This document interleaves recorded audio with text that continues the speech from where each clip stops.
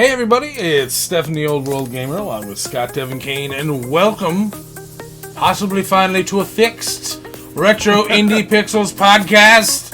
Yeah, oh my god. We may actually have found the solution, the holy grail of the RIPP podcast. We might have actually, goddamn, there goes my phone. Yep, see, everything's all fucked up. Nope, see, goddamn son of a bitch. I'm sorry, OBS, for leaving you for so long. I have returned. I had to screw something up, see? Couldn't have just left well enough alone, could I? No, that's my phone going on. Goddamn. But anyway, we're back again. Another week of gaming news and guilty pleasures and all that sort of stuff, you know. So, yeah, we might actually be able to continue this time. Well, we're going to go from point A to point B with minimal buffering and actually us being able to talk to you guys. And have music again. Oh! I know, right? So, we got that going for us, which is nice. I'm going to skim over our first article, probably over our second one, because we've done it already for the live podcast. So, I'm just going to read over them. Okay. So, starting over with Overwatch getting Hero Pool's experimental card, and frequent updates. Blizzard has promised more frequent updates to Overwatch in the coming year, and the studio has plans to introduce an experimental card in Hero Pools. All of this was outlined in the latest Overwatch developer video by games director Jeff Kaplan. First off, Hero Pools are coming to competitive play with the start of Season 21. How this will work is, instead of a team banning a particular hero from a match, the pool will disable one hero a week. Kaplan and the team believe this will help diversify matches, and the hero banned for the week will be chosen by the developers. Another change coming to the game is an experimental card, which will allow the development team to test upcoming changes and balances in-game. Experimental will allow players, regardless of whether they are on PC or not, to try any upcoming changes. It will work similarly to the current PTR. If you play Overwatch, you'll definitely want to give the developer update a watch. The new Lunar New Year 2020 is currently going on, and as usual, there are brand new rewards available to earn. The event ends February 6th. Alright, so we kind of roughly discussed how the hero pools were going to work. It's going to be more about the developers might just look at the current meta and just say, oh hey, the current meta is really stale, where everybody's going to be playing the same thing, Reinhardt, Brigitte, 76 Pharah, Lucio, Mercy, and be oh, hey, maybe this is getting stale for people to watch. We're going to ban a particular champion and make it so that it's a little bit more fun to watch. So you're going to get to see different heroes for different weeks. So, and it'll also, diversify, players' abilities to just, be able to play more than a single champion. We used an example earlier of Widowmaker. If a particular person is oh, I'm only good at Widowmaker, and then they ban Widowmaker, well, now you got to get good with somebody else, God forbid, So now something that they should have looked into is possibly doing something like an ultra hard I don't know, kind of game or quest or something to be able to re-unlock that banned person. They were more or less not, I wouldn't even call it banned as much as saying they're in jail or something. Maybe have to kind of rescue them in order to re-unlock them or something. That'd be an interesting idea. Yeah, I mean it would give it more fun, and it'd give you a reason to okay, this is gonna be ultra hard, I gotta figure this shit out properly, or I'm gonna just go the whole week without it. So better get good or get good with another character. Yeah. And also the experimental card's interesting. They said it's going to be pretty much like PTR, except that they're going to be working on the balances in game. Which for PTR, it was always okay, here's the patch, go play it. Where experimental card is going to be here's the patch, but things are going to change as we go, which I think is a better idea. I think it's better to be able to say, oh, hey, PTR, blah, blah, blah, oh, by the way, this new Diva ulti does way too much damage. All right, now you got to download a whole brand new patch just because the Diva ult does too much damage. Where now it could just be like, oh, hey, the Diva ult does way too much damage. Oh, yeah, it does. Click, click, click. Okay, now it's fixed. Now you can continue playing. Instead of having to go back and, like, re-downloading a whole new PTR thing, now you could just fix it on the fly and be able to, you know, keep playing. So moving on, the announcement that we made last week, and what everybody has been waiting for, ladies and gentlemen, Farming Simulator 19 is free on Epic Games Store. The Pandemic and 2 other games are coming next week. Farming Simulator 19 is the latest game to be made available for free through the Epic Games Store, and you'll have 3 new titles to look forward to next week. First up, though, is Farming Simulator 19 on the Epic Games Store. The sim game tasks you with driving really cool farm machinery and harvesting crops. You can even tend to animals on your farm and ride a horse. They sigh. You have to understand. The first time we went through this, we went through this the first time, and I got to that, and it was just like, and you get to ride a horse. And you get to ride a horse. Like, you sounded like you were really into it. Listen. He was really trying to sell the Farming Simulator for the devs. It's good. I don't remember who it was that was like last week. They're like, oh yeah, I really. El Spuddy, he plays it all the time. Oh right, it was El Spuddy, right? I've played some of those, and don't get me wrong, the games aren't bad. It's just whether or not you get into them enough, you know. Right. And and those are actually like serious like simulators. It's not bullshitty one like that fucking amputee one where you use the fucking robot arm to try and get yourself a cup of tea. That thing's fucking ridiculous, man. It's so glitchy. But like this thing is like done well. The man himself. I start talking about Farming Simulator and look, it's El Spuddy. You get your Farming Simulator 19 for free, bro. There you go, man. Get on that tractor and ride. He said he already did. Yeah. Get another copy of it, man. It's value cost free. Value cost free.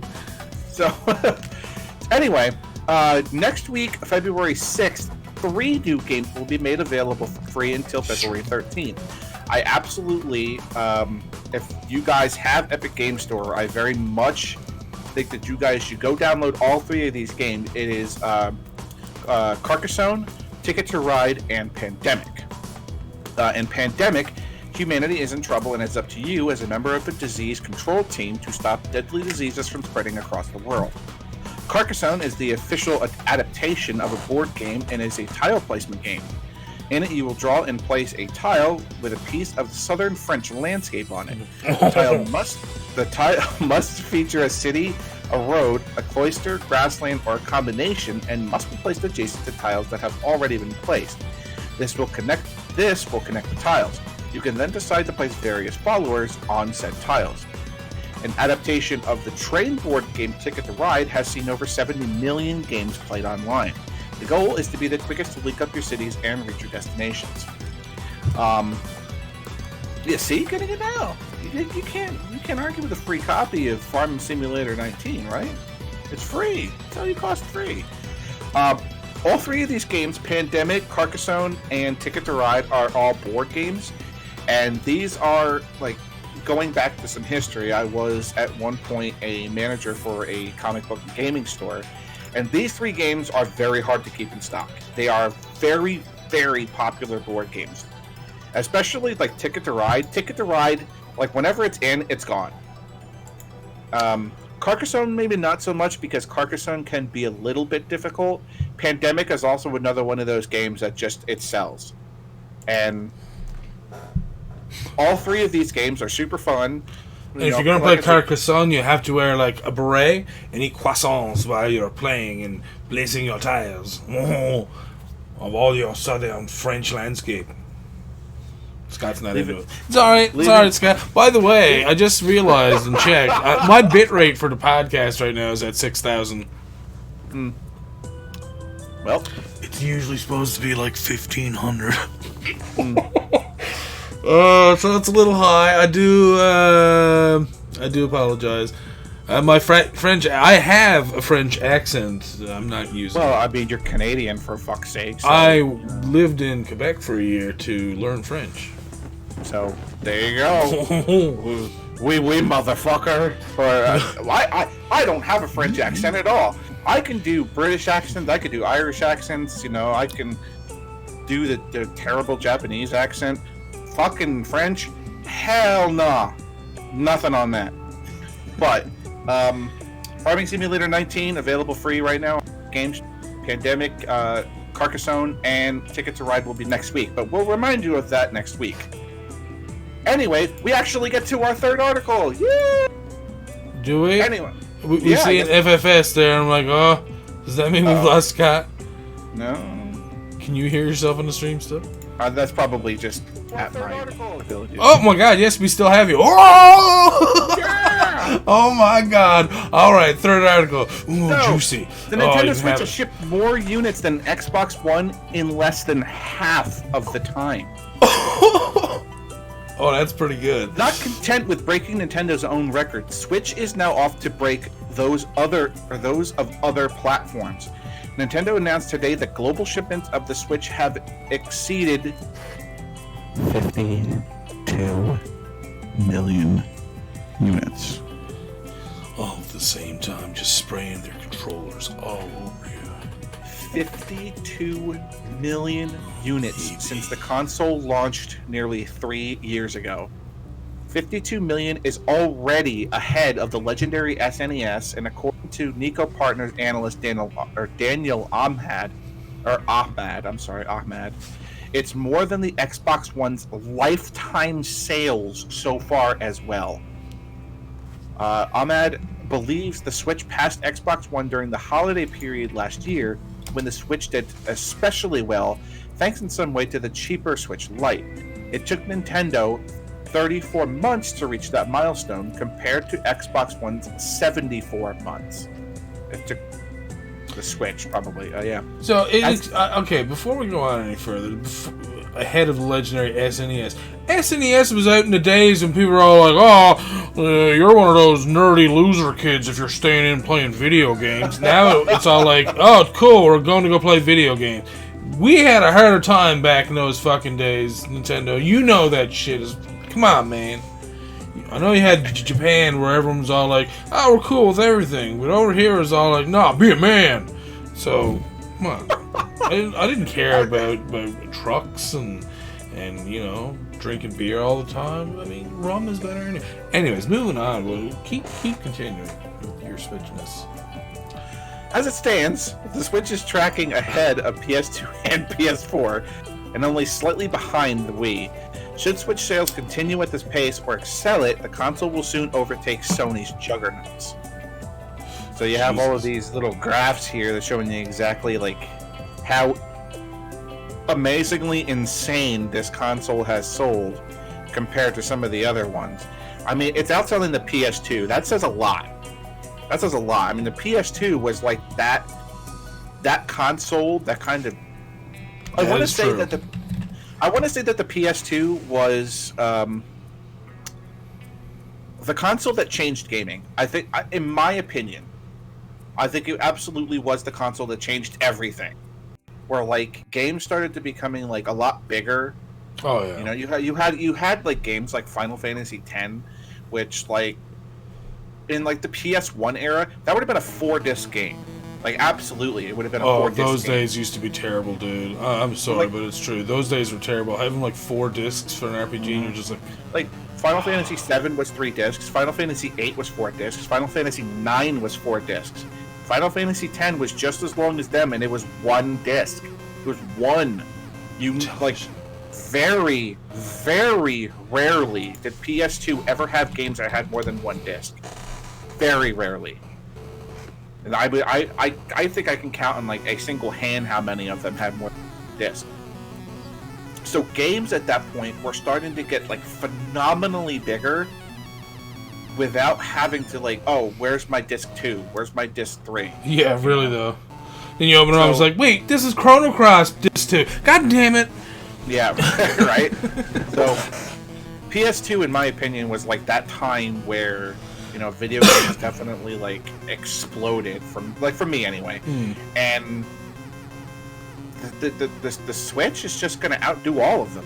at this point. Well, Switch is incorporating a lot of things that it should have been doing with the Wii, really. And where it kind of started with the Wii, with like having the whole like Nintendo, Super Nintendo, and stuff all available to you on there, instead of letting people play emulators. Like, and then they realize, like, oh shit, people could still use emulators, but they're buying the games. All right, let's let them keep buying the games. Of course they're going to keep doing that, because they want to play your games legitimately with other people, and they want people to see that. On an emulator, you got to fucking record it and put it on YouTube, or have a following and have people watch you on stream, you know, on Twitch and stuff. So, yeah, of course, being able to just have everything there on the one console, it's basically a multi-console when you look at it. You know what you can do with this thing? Everything. You can leave your goddamn house with it. That's true. You can leave your house with it. I was saying that a while ago. With your emulators? Can you do that with your emulators? Nope, you sure can't. Do you remember on our old podcast when I was saying that they should use 3DSs as controllers? Right. And then what happened? They made the Switch where that's basically what it was. Except it wasn't 3D, obviously. But that's fine. The 3D thing, most times, I turned it off. I didn't care. Anyways. No, Switch is doing well, and honestly, it is a fun console to play with. It's very fun to play with. So, you want to hear about something that's not doing well? Warcraft 3 Reforged. Warcraft 3 Reforged has not been well received by the Warcraft community, including those who have no interest in it. Warcraft 3 Reforged, which launched on Tuesday, has landed Blizzard in hot water. The game's main subreddit and Blizzard's own forums are full of negative threads and complaints from players who feel cheated. There are a couple of reasons for this outrage, chief among them being the quality of the finished game compared to what Blizzard showed off at the Remastered reveal at BlizzCon 2018. Although the final build features sharper art and updated models compared to the original, they do not stack up to the 2018's reveal. Blizzard entirely remade the opening cinematic with modern-day CGI, but the rest of the game's cutscenes did not receive the same treatment. The in-game cinematics, another element promised to be vastly improved, ended up looking slightly better than the original thanks to a few tweaks. They are, however, a far cry from the cinematics shown at BlizzCon 2018. There's a video below, but you can clearly see how they are not the same. Warcraft 3 Reforged other problems perhaps are more severe. Custom campaigns created for the original are not compatible with Reforged, and players are unable to create their own. The remaster also removed other long-standing features such as clan support and competitive play. These omissions are particularly frustrating because they also apply to the original Warcraft 3, which Blizzard updated in 2018 with widescreen support and brought into Battle.net. Excuse me. Both Reforged and Classic have the same limitations, which makes a lot of custom and community-created content incompatible, killing years of work. Even those not interested in Reforged had their existing Warcraft 3 installs lose more than gain. It's a disappointing affair all around, and comes as Blizzard updated its custom game policy to extend its rights to ownership of mods and custom content created in Reforged and beyond. This is what happens when you rush a game out. And Blizzard, I don't understand your need, and this is excluding World of Warcraft. This is not WoW. We're talking about the RTS game Warcraft. It is, of all of the RTS games out there, I play two. I play Warcraft and I play StarCraft. Hint, I'm a Blizzard fanboy. I have been from day one. Since I first picked up Diablo for the PlayStation 1 way back in the day, I have been a goddamn fanboy of this company. He just fans them all. And they continue to fuck up Warcraft. What the fuck is wrong with you, Blizzard? Why do you keep doing this? This is the game of which I believe, out of all Blizzard games, and I'm pretty sure anybody who knows it will agree with me, this game, along with everything else that's been thrown out there, has the deepest lore out of any of the Blizzard games. StarCraft maybe being a close second, but Warcraft and everything that's been created from it. Excuse me. Sorry. Anyway, Warcraft, along with World of Warcraft that was created around it, has an absolutely gigantic lore and has a gigantic fan base. So, why in the hell do they want to continue to just screw up Warcraft? I don't get it. Help me, Stefan. I have no idea, man. I don't know. I didn't play much of like World of Warcraft and stuff like that. I didn't grow up playing Warcraft 3 and stuff. I really wanted to because I told you guys about what that this was coming. You know, I reported about this like a little while ago, but just I don't know, man. Just playing at a rookie level like me makes you feel awesome. Oh God! Right. So, anyway, we got a lot of Pokemon stuff to go over this week, but this will be the first one I talk about. Pokemon Sword and Shield has now sold over 16 million units. Yeah, that's pretty impressive. God damn. Didn't take and long. The Switch is up to over 52.48 million units lifetime. Sword and Shield are the Nintendo Switch's best-selling games of this fiscal year. This morning, Nintendo published its earnings PDF for the 9 months ended December 31st. This period has been very profitable for the company, supported by the success of exclusive games and the launch of the Switch Lite. The Switch family... God damn it. I'm sorry, guys. I got the hiccups all of a sudden. We done? Somebody needs a big glass of water. Just drink it all down at one time. Okay, apparently we're done now. Sorry about that. The Switch family sold 17.74 million units during the period, a 22.5% jump compared to the same period the year before. 2 of those units are mine. Right? One's mine. Yeah. Lifetime sales are up to 52.48 million, putting the Switch ahead of the SNES.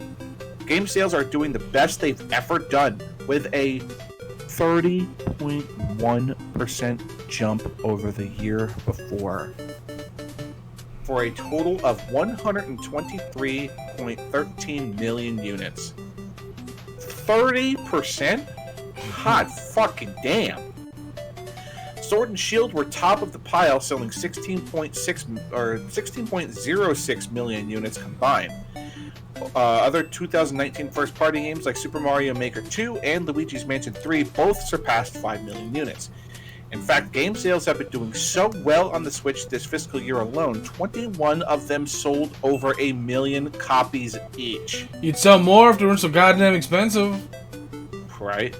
Jeez. Nintendo also noted a 48.3% increase in digital revenue, which includes full game downloads, add-ons, and Nintendo Switch Online. Whew! Holy shit, man. Is it good to be Nintendo right now or not? I mean, geez. Just... the numbers speak for themselves. I mean, a 30% increase in game sales since last year? Holy shit. Yeah. That's a lot. I mean, that's a lot. Gaming's going far, really. I mean, I know, right? I think it's a more popular pastime than it used to be, for sure. And I mean, people don't look at the good things about what gaming can do for people. It's hand-eye coordination and stuff. I mean, that's helpful for other things in life. We're not going to mention what other people think of gaming, especially a certain guy. Oh yeah, according to last week's podcast, people were not happy about how I titled it. We're going to avoid talking politics anymore. Let's just I might even change the title just to see what happens. Maybe a good idea. Anyway, moving on. The Valve Index has sold 103,000 units after Half-Life Alyx announcement. Unsurprisingly, we have another metric to prove that Half-Life Alyx really did boost VR sales. Market analyst SuperData has revealed in its 2019 VR AR report the Valve Index headset has sold over 149,000 units during the year. 103,000 of these sales were made in the last 3 months of the year.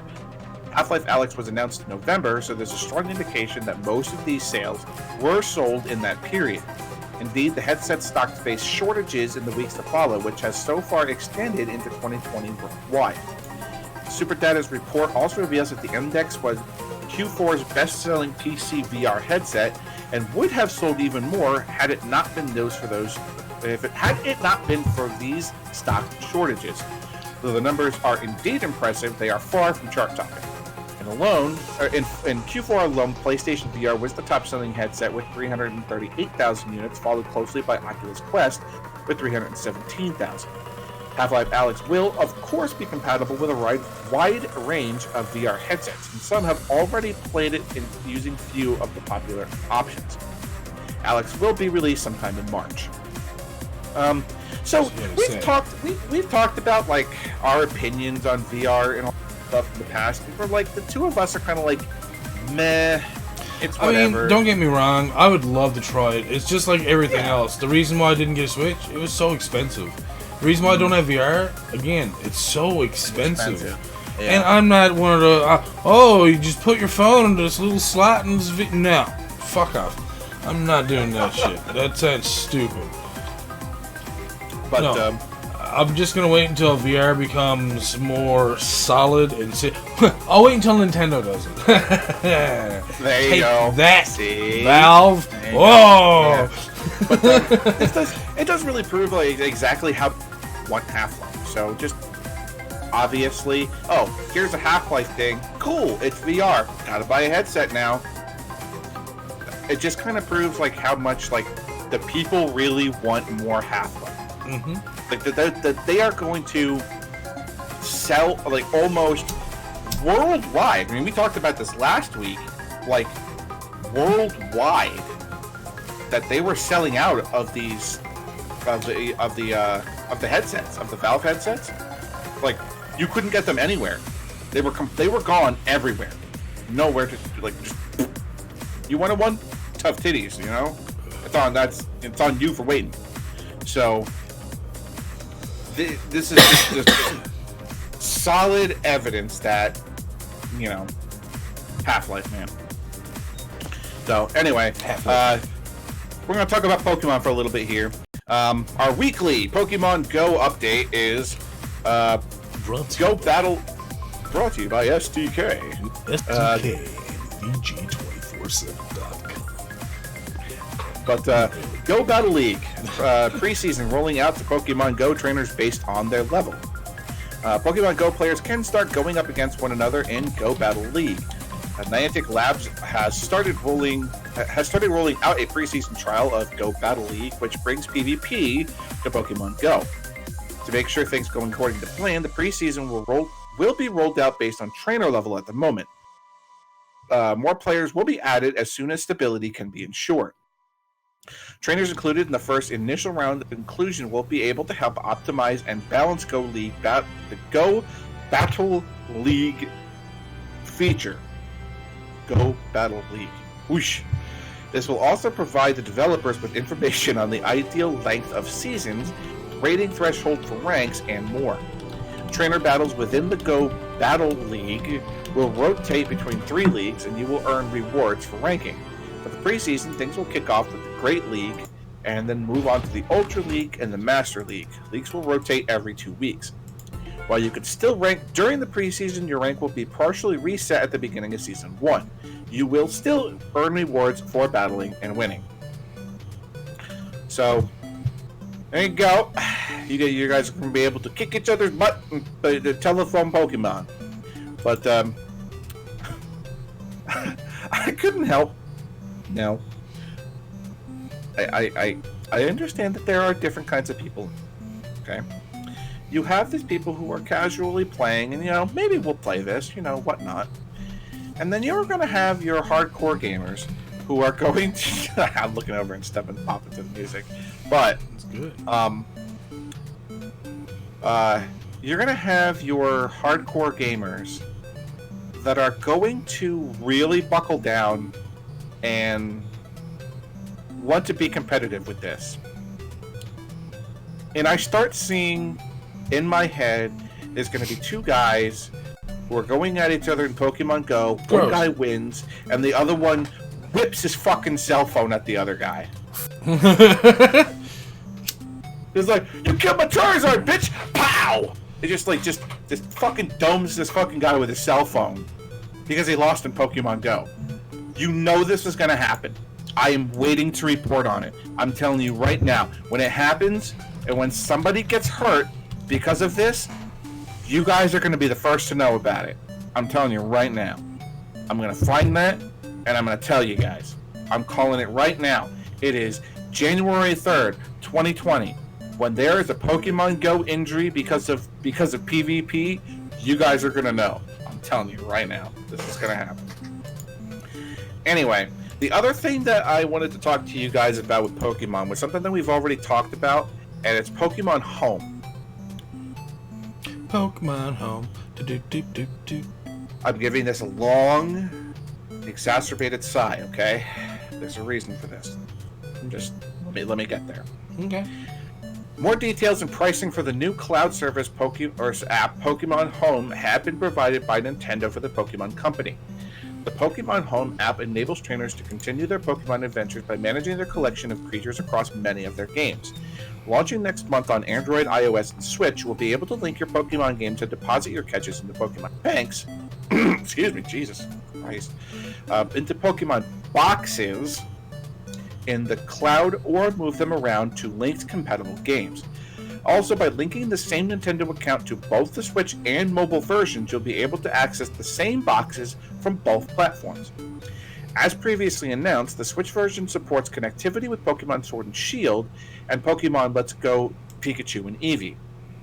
It also supports connectivity with the Nintendo 3DS's Pokemon Bank, and Pokemon Go support is in development. Once you link... Excuse me, I'm sorry, guys. Once you link Sword and Shield with the Switch version of Home, you can deposit and retrieve Pokemon that can be obtained using those games. With Home, the Let's Go games allow you to move Pokemon back and forth between the games or into Sword and Shield. Know that once you move a Pokemon from Let's Go into Sword and Shield, it cannot be returned to its original game. If you are enrolled in the paid Pokemon Home Premium plan, you will be able to move your creatures from the 3DS Pokemon titles to Home using the Pokemon Bank. Once the Pokemon from the Pokemon Bank is moved into Home, it cannot be moved back into your 3DS games. So, there are 4 ways to trade Pokemon using Home on mobile, making it possible to trade Pokemon anywhere and anytime. Pokemon placed in the Wonder Box can be traded with people around the world. Pokemon placed in the Wonder Box will be traded even when Pokemon Home is not being used. That's weird. With the global trade system, fans can specify which Pokemon they want to trade and which Pokemon they want to receive. They will then be matched with a trainer if both meet each other's criteria. Makes more sense now. Room trade lets trainers create a room and trade Pokemon amongst the people who will join. Each room can hold up to 20 people. Trading in rooms has no cost, but users will be able to create rooms. But users will only be able to create rooms when enrolled in Premium. Friend trades allow trainers to trade their Pokemon with nearby users who have become friends with them in Pokemon Home.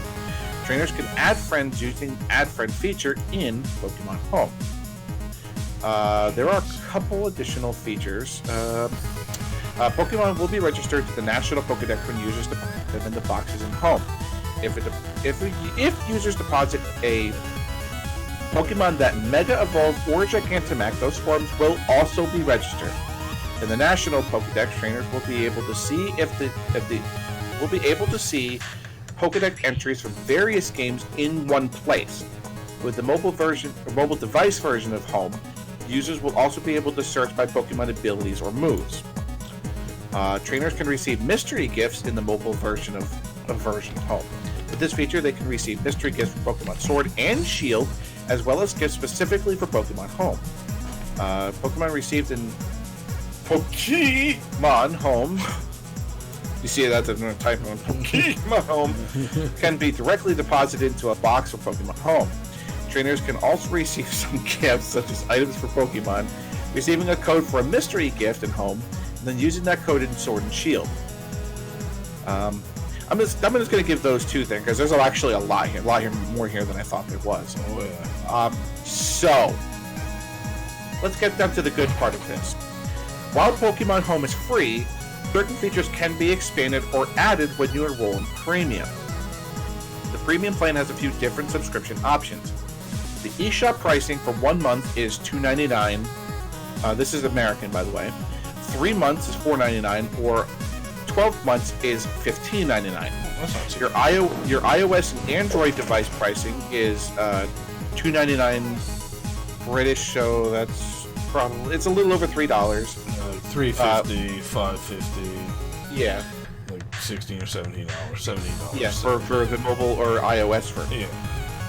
So, to celebrate the release of Pokemon Home, the Pokemon Bank and Poké Transporter will be available at no cost for 1 month period after Home is released. This will allow you to bring over Pokemon from various Pokemon games using the Bank or Transporter. Once you have your Pokemon in the Bank, you will then be able to move them over to Home. Now, here's the big problem that I'm having. Alright? The things you can and cannot do with Pokemon Home unless you've paid them. So, moving your Pokemon from the Pokemon Bank, only available if you pay. How many Pokemon can you have in Home without paying? Fucking 30. Fucking 30? Are you fucking kidding me? There's like 1,000 Pokemon now. Oh, but if you pay, you can hold 6 fucking thousand.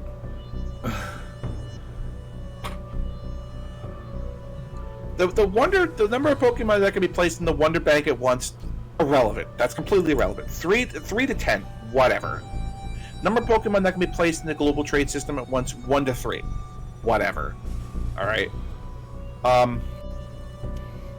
You can participate in room trades, but you can't host them unless you paid. So it's like, this is. Oh God. It's yeah. No, Oh you're my right. God. They should at least put the deposit thing up to at least 1,000. Oh my God. First of all, It's not even comparable, really. fucking 30. 30? Maybe you'll find a way to make do. I don't know. Here's the fucking thing, alright? Here's the thing. There is no goddamn use for this thing unless you pay for it. There's none. There's none. Yeah, you're gonna be able to room trade. That's it. That's all you're gonna be able to do. 30. 30. I don't... 30. You know how quickly I have 30 Pokemon when I start up a new Pokemon game? Like an hour. Who the fuck thought 30 was the right number? And also, 6,000 Pokemon? That's a lot. That's a lot. That's a lot. If you get these guys who are like, if you get people that are breeders and whatnot, like the ones that want, like, you know, they're shiny farming and whatnot, I get that. Because it's, I think 6,000 actually is pretty good. You know, for what it's worth. 6,000's a lot. That's really good. And being able to, like, you know, you can have how many ever you want in the Wonder Bank or the Wonder Box or the GTS at one time, sure. But then it's like, not being able to host a room trade, like, so if you got 6 guys who are all like, you know, hey, we're all playing Pokemon, but who wants to pay for it? I sure don't. I don't want to pay for it. Or if you have a buddy who's like dead set on having it, and he's like, I'm not really going to use 6,000. I might use 1,000. You go, all right. Do you mind like hosting rooms for me and let me keep some Pokemon with you? All right. But it's like, I don't understand. Yeah. This is just it. Like Zengris is saying, it really costs them nothing to store all this data. It really doesn't. No. So, I mean, $16 for a year. All right. It's not super expensive. It's really not. $16 isn't terrible. But at the same time, it's just like, oh my god. Like, just the numbers between basic and premium is just so unacceptable. It's so bad. So, anyway, I could sit here and gush about, like, how terrible this makes me feel, but we got other things to talk about here. This article right here, I did this for me. I'm sorry, guys. But I absolutely put this article in here because I fucking love this game. Patapon 2 Remastered brings 2D rhythm gaming to the PS4 in 4K. A Blast from the Past is coming to PS4. Cartoony two-dimensional rhythm game Patapon 2 is coming to the PlayStation Store January 30th, which is today, on the PS4. The game first launched in 2008 for the PSP, but is being re-released with snazzy 4K visuals this time around. Patapon 2 puts you in the role of a deity who commands an army of tribal silhouettes through side-scrolling world by beating drums. Take part in more than 30 missions, including hunting, escort, and boss battles, and explore numerous vivid environments along the way, says Sony Interactive Entertainment producer Nick Accordino? I'm gonna go with that. Nick Accordino, in a post on the official PlayStation blog. Patapon 2 Remastered delivers a strong element of strategy by requiring players to properly customize and build up a Patapon army, arm each soldier with weapons and armor, and position them correctly for a battle. For everyone who loved Patapon 1 Remastered, it gets even better with the new Patapon Evolutions, a host of new minigames, and many more surprises in store.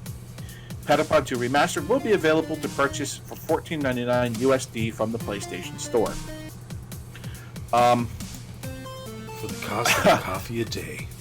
I love this game. This game is so cool. It's one of the... Yeah, I know, Stefan, I know. I'm saying it again. But I really do love this game.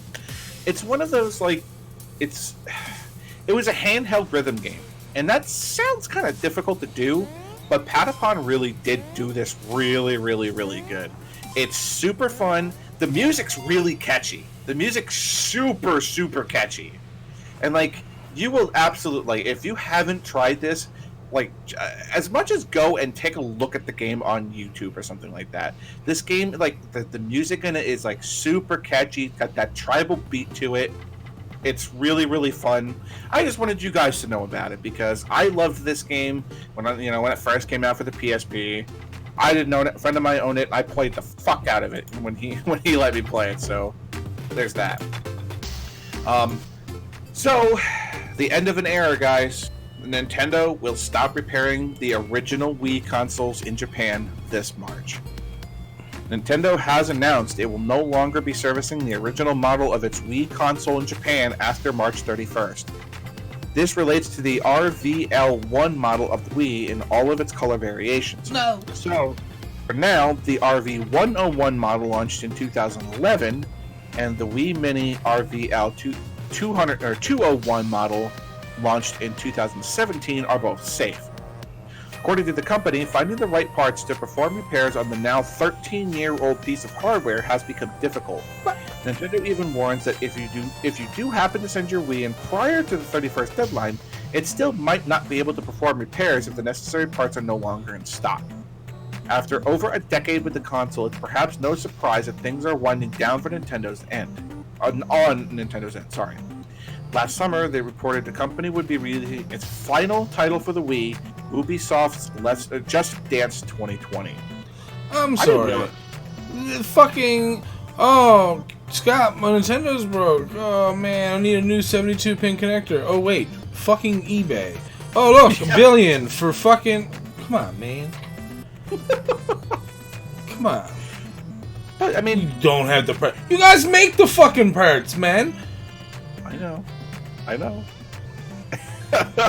It's so silly. I've never understood this.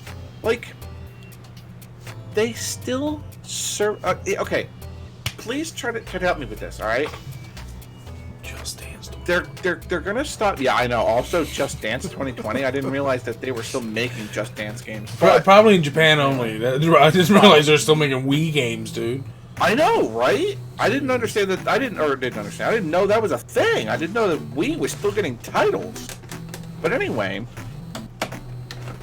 Dude, the fucking Wii is 13 years old now? Oh my god. Like, the Wii is 13 years old? You know what 13 years is? How old my youngest daughter is. What the fuck? What? 13? Jesus.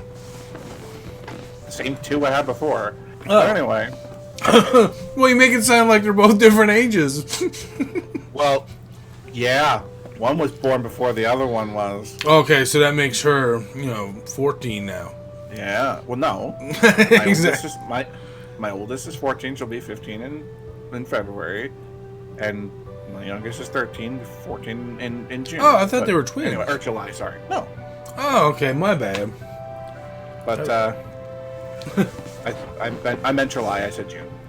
But anyway. You kind of took the words right out of my mouth. I don't understand why this is an issue. They still service Nintendos. NES. They still service NESs, guys. You want an RGB mod on that? No problem. They still service those. And they said they will service them forever. So why the fuck can't we do this? I don't understand. I don't get it. It's like you said, they make the parts. So what's the problem here? Oh, well, ATI is no longer providing... Okay, we'll find something that's equivalent and just make it work. That's it. Literally, it's electronics. Like, it's not like you have some super duper, secret, thing for the Wii that no one knows about. It's not like... And no one's ever popped one open. So, I mean, there's no, secret things going on there. You can obviously make it work another way. Come on. I know, but yeah, I mean, just if you guys are going to continue repairing NES's Nintendo Entertainment System, I'm almost hung myself with my headphones. If you can repair this motherfucker, you can repair a Wii. You can do it. I'm telling you. You can do it, Nintendo! Upcoming sneezes. God damn it, you saw that gray box I just showed you? Yeah. Mm-hmm. Zingers wants to know if they still repair SNESs. I don't know. I don't think they do. I know that the NES I think that they pretty much said the NES is a lifetime repair sort of thing because it's it's the NES. It's a child. It's basically the freaking Cranky Kong of the Nintendo series. So, you know what I'm saying. So, some of you will be interested to hear that Konami has 2 new Silent Hill games in the works. So, 2 new Silent Hill games are reportedly in development from Konami. The news comes from Aesthetic Gamer, a Twitter account that has accurately reported on-game leaks in the past. According to the account, one of the games in development will be a soft reboot of the Silent Hill franchise. The other title will reportedly be an episodic experience in the vein of Telltale games and Until Dawn. In other news, while I'm dropping this stuff, and I think I can talk about this, I'll mention that there's a couple new Silent Hill games in the work, Aesthetic Gamer writes in a post. Konami Konami, about 2 years ago, reached out to various developers to pitch ideas for 2 Silent Hill games. One a soft reboot for the franchise, the other an episodic Telltale Until Dawn style game to go alongside the reboot.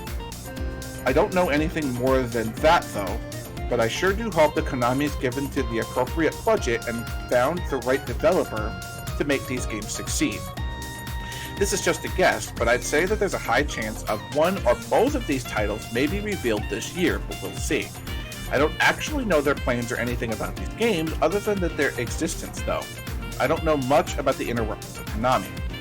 Horror games website Reliant Horror has likewise reported, based on its own independent source, that a Silent Hill project is in development. Since the cancellation of Silent Hill with an S, it hasn't been clear whether the future has been in store for the Silent Hill series. Actor Norman Reedus has since said that he is pleased Silent Hills was cancelled because of him. Death Stranding is the better game. Earlier this year, it was revealed that veteran Silent Hill artist Masahiro was working on a new project as part of an unannounced game core team. I hope the title won't be cancelled, he said in a tweet. I don't know whether the project is still related to Silent Hill. I wasn't really a super huge fan of Silent Hill. I played them, it was in that same era as Resident Evil.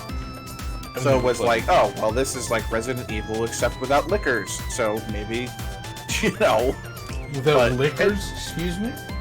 Yeah, you heard me. Gross. Alright. Any of you Resident Evil players know what I'm talking about. But anyway.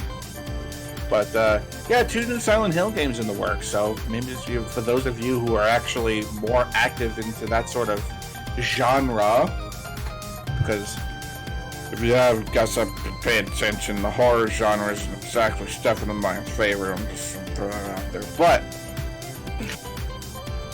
speaking of Konami, Hideo Kojima wants to expand into anime, manga, and movies. I'm pretty sure I just ran these shorts. Games industry veteran Hideo Kojima is interested in developing projects outside of video games, which probably isn't a big surprise to anyone who has played his heavily film-inspired cinematic games. Speaking in the February edition of Famitsu, Kojima and character artist Yishi Shinkawa described what projects they would like to do following the release of Death Stranding. I'm also going to point out that I can pronounce Japanese names better than I can pronounce American names. What the crap? They both say, apparently, I can read Japanese names, but too. Both say they would like to work on a manga together, with artist Shinkawa stating he would like to work on an analog project he can touch directly. In the interview, Kojima says that he would like to make a movie featuring Shinkawa's designs, adding that he hopes to make something like an anime so that Shinkawa has a chance to create some mecha designs. Kojima Productions is working on multiple game projects according to Kojima. One of these is being a big game, although what that is exactly has yet to be revealed. The game's developer also hopes to work on smaller episodic titles and digital-only games, he says. This isn't the first time Kojima has made his filmmaking plans known. Last November, he confirmed to BBC that Kojima Productions will be venturing into film. In the future, Kojima Productions will also start making films, Kojima said in the documentary. If a person can do one thing well, then they should be able to do anything well. Oh, Kojima. I think within the next few years, gaming will be more on streaming. Gaming will move on to streaming. Movies, dramas, and games will all be streamed, and you'll enjoy them on your iPad or iPhone, or a screen anytime, anywhere. When this happens, games, films, and dramas will have to compete in the same space. I'm very interested on the new format of game that will appear on there, and that's what I want to take on. Yup.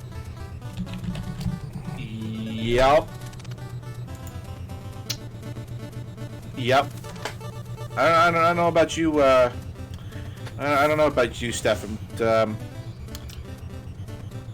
up for some. I care less about manga because I don't really read much manga, but I'll watch anime and movies all day long. That kind of stuff. Can you imagine, like, an anime in the same lore breath as something like Metal Gear? Oh my god. Well, I mean, they did do Golgo 13. Golgo 13 was an anime. Or it's not Metal Gear. No. But it was a more serious, like, spy type thing, as opposed to like. Right. Yeah. Oh, I have a superpower. Watch me fly. Now I'm gonna make my hands grow big. Like what? That's Also, not Zengris, realistic. we see you, Zengris. We saw what you did. But anyway, dude, like Kojima going into this stuff, absolutely, like 100%. Yes, just yes, please. Anyway, for those of you who have pre-ordered Final Fantasy VII Remake, you're gonna want to listen up. Oh, yeah. If you live in the United States or pre-ordered Final Fantasy VII Remake through the Square Enix store, you will need to confirm your order. Square Enix has announced the delay of Final Fantasy VII Remake from March to April 10th is the reason for the need to confirm. If you pre-ordered, you will have until February 28th to confirm your order or it will be canceled. To confirm your order, check your inbox for an email from Square Enix and then click the link. You will be taken to a page to opt in. Payment processing will also begin February 28th. Full statement reads, for our fans in the United States who have pre-ordered Final Fantasy VII Remake from the Square Enix store. Due to the release date change from April 10th, you must opt in by February 28th for your order to not be canceled. To confirm your order, please check for an email from Square Enix on this topic, and then click the link in the email to be taken to a web page to opt in. If you do not opt in to place your pre-order by February 28th, your pre-order will be automatically canceled.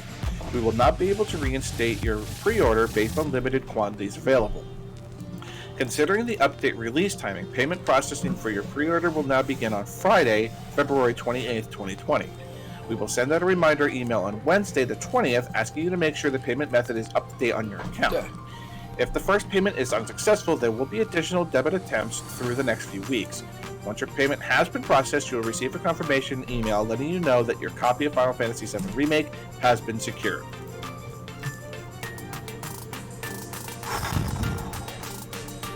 Alright. Taking a deep breath. I'm taking a drink.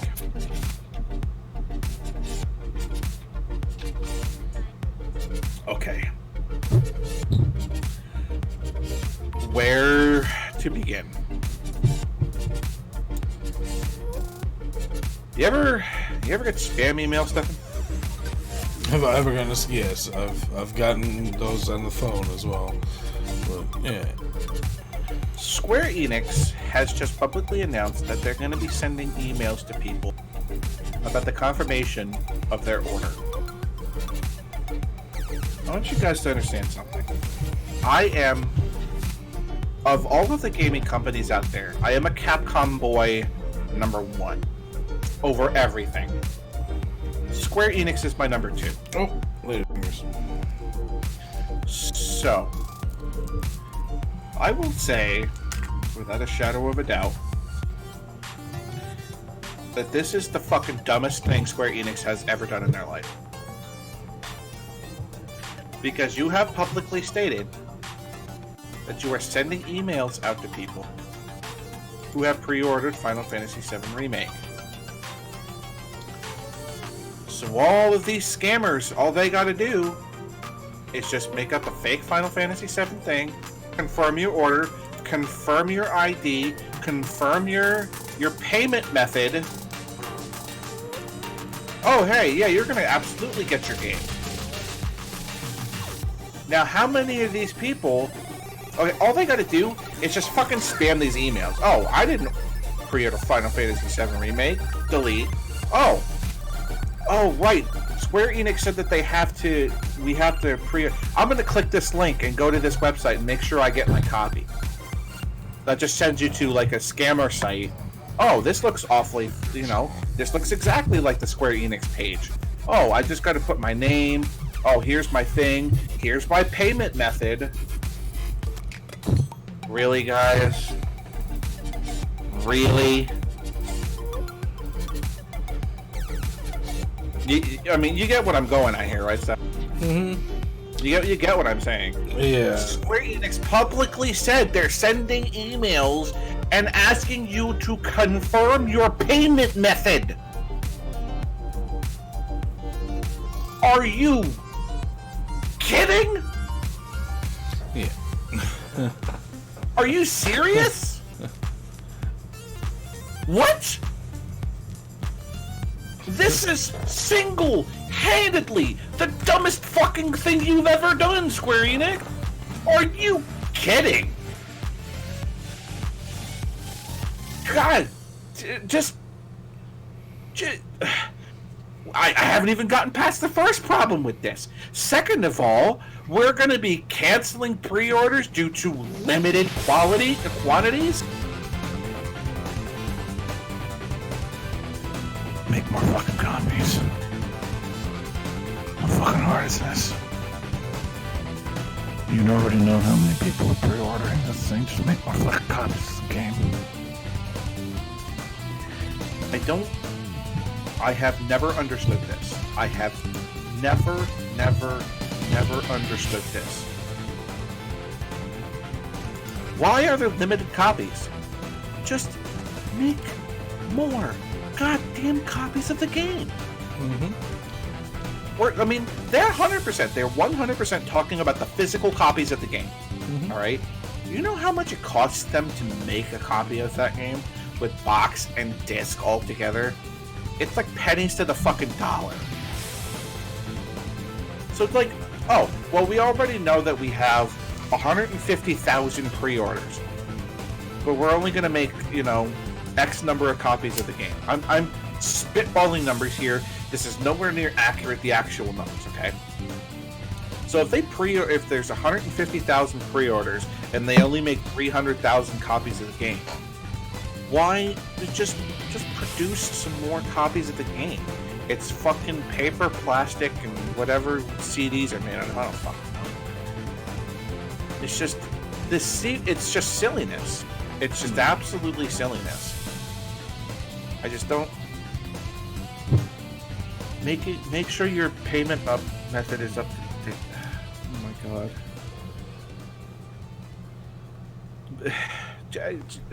This is why I don't pre-order shit half the time. And if they're doing physical releases at a limited quantity, to me, that sounds even more stupid. It's more or less you're saying, nah, we don't want to make extra money. And we're cool with just making digital copy money. And here's the last thing that I want to go over with this, okay? Based on limited quantities, okay, right? We got that down, right? We understand this. This is fucking Final Fantasy VII. This is not some random fucking game.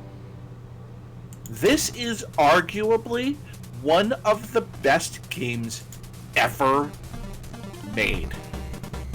And you are going to limit the quantities? It's okay. What? You guys can make an absolute fucking mint with this. Why are you limiting it? That's what I just said. There's no more. Why would you limit it? Why do you not want to make more money? It doesn't make sense. This is Final Fantasy fucking 7. It's Final Fantasy 7. Have you ever watched any of the reaction videos of when Cloud was fucking announced for Smash 4? How some of these people, fucking lost their minds? I mean, Cloud is in Smash. Cloud is in Smash. Yeah. That just proves exactly how important this game is to how many fucking people. Very. I will tell you right now, Final Fantasy VII is the game that got me to fall in love with the Final Fantasy. I played Final Fantasy 1 before then. I really liked it. But I wasn't really interested in going out and finding other Final Fantasies. I played Final Fantasy Mystic Quest. I really like this game. This is cool. But it didn't make me go out and want to play other Final Fantasy games.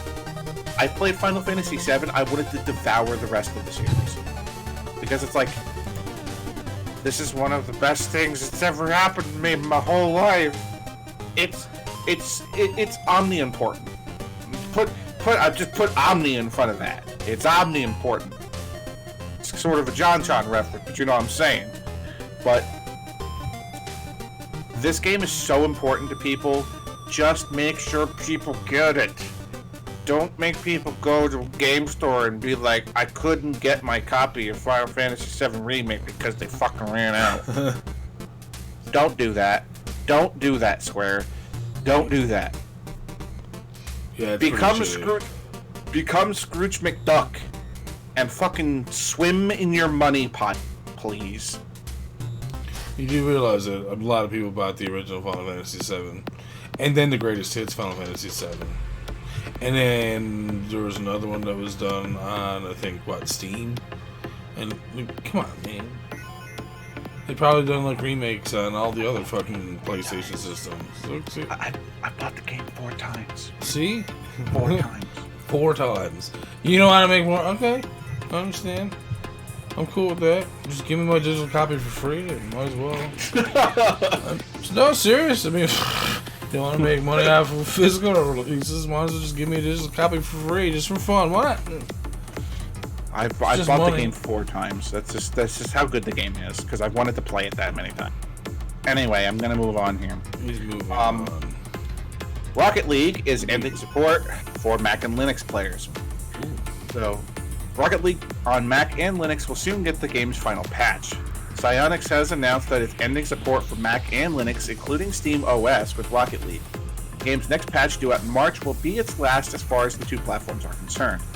As the patch is released, players on Mac and Linux will no longer be able to access optional features, including online play, leaderboards, and the in-game market. The game will remain playable offline, however, provided future Mac and Linux OS updates don't break it in some way. Steam owners by default get access to a Windows copy when buying Mac or Linux games, so you should be able to continue playing on Windows. While Psyonix does not officially support tools like Wine or Proton and Boot Camp on Mac, the developer says players can still use them to play the Windows version. Yeah, because Mac and Linux players really give a fuck about playing it on Windows. The reason that they're using Mac or Linux is because they don't want to use Windows. I'm just throwing that out there. I mean, I'm just saying. It's true. So it's like, oh well, you can't play it online anymore. But hey, there's always Windows, huh? Good job, Psyonix. Just good job. I'm sure that money that you just got from Bill Gates doesn't count for anything. I throw that. That's not true. I just made that up. So, the last thing I'm going to talk about, and after I have done nothing but trash one of my favorite gaming companies, I'm going to fanboy one of its games. Because that's me. Square. Hey, it's all about being honest, dude. First-person shooter, the Turring test. The Turring test. Come on. Turring test. Jesus. I said, boy, I said it. I read this and I said to myself, don't say it wrong in the podcast. First thing I do, Turring test. The Turring test comes to Switch in February.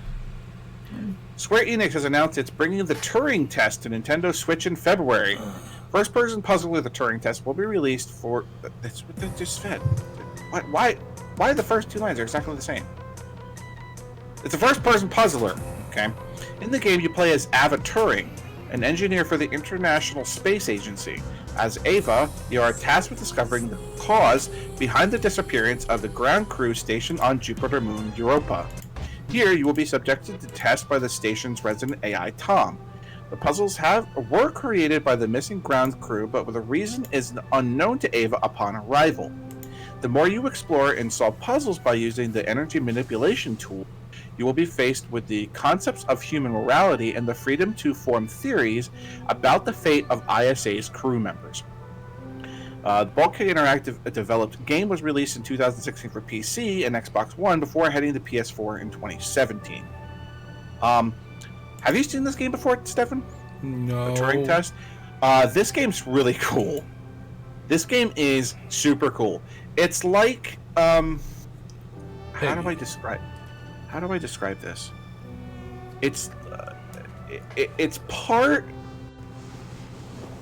like part Half-Life, or not Half-Life, Portal? Portal, thank you. Jesus Christ. It's like part Portal, part something else. I can't really tell you, like Dead Space or something like that, where it's just like it's really cool. You should watch it. And it's Square Enix, so I would like to promote it, even though I just said that they've done the dumbest thing they've ever done in their lives. But this is a really cool game. It's coming out for Switch in February. You guys can look forward to that. So, that will be it for SDK's news for the week. So, as usual, I am going to turn everything over to my co-host, Stefan, the old world gamer. Oh! Well, Scott, as always, we've changed it, so you know what's happening now. Yeah. Oh, hold on. I'm being told that I got some mail here. What the fuck? Hey, check this out, guys. It's the latest issue of Game Informer. Also, I got some mail here from a fan. I don't know. Just check this out. Some mail from a fan? Bam. Alright. What the fuck? Alright, let's read this here. Dear SDK, thank you for all the time and effort you and Stefan, the old world gamer, have put into the podcast. We look forward every week to listen to you two talk about all of your favorite games and to see all the new indie and retro games that are coming soon. If this letter gets to you at the correct time, then it should be about that time. Shut up! There's nothing bad. Stop! You're gonna ruin this for me. Damn it! I had this whole fucking thing down. Shut up, Stefan. There's nothing better than this portion of the podcast. It's our favorite. We know it's your favorite section of the podcast. It really should be everyone's favorite section of the podcast. It should be time for the best of Steam. Oh, Jesus. Yeah, that one's saved for a while. I fucking set shit up, man. I think about this shit. You should have seen. I actually put effort into this fucking envelope on here. You see what this says over here? This says motherfucking fake ass stamp over here. And it has a fake ass address on this thing over here. Oh, God. I put effort into these. I put effort into this, Stefan. And you started laughing, and I was going to be able to get through all of that. Goddamn son of a bitch. And I also got to, like, prop this fucking Game Informer magazine that I was actually going to throw away, too, because, you know, I got this fucking, this episode of Game Informer, I really did. I actually got this in the mail yesterday. And I was starting to read through it, and I'm like, what the fuck? We talked about this in the podcast already. Oh, wait. We talked about this in the podcast already. Oh, shit. Stuff we talked about in the fucking podcast already. Jesus fucking Christ. Yes, and believe it or not, folks, it actually has everything I did say. I actually did print this out. Everything on there. He has a printer. Everything that I said on here is exactly what I said. When I say that I take these segues very seriously, I really do. He really does. So, it is time for the best of Steam, folks. Jesus. All right. Well, I got some games. The first one is AshenForest. It is a... Oh, let's hold on. Pause the music, because we're going to hear some music on those videos. Alright, so AshenForest is a roguelite action RPG focused on boss rush. To purify the AshenForest that is causing the plague, you must fight against all the monsters lurking in the forest.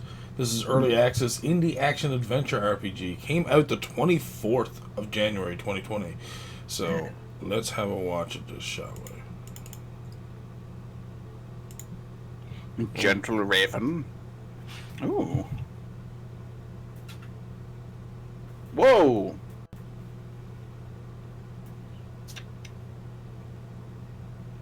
Okay.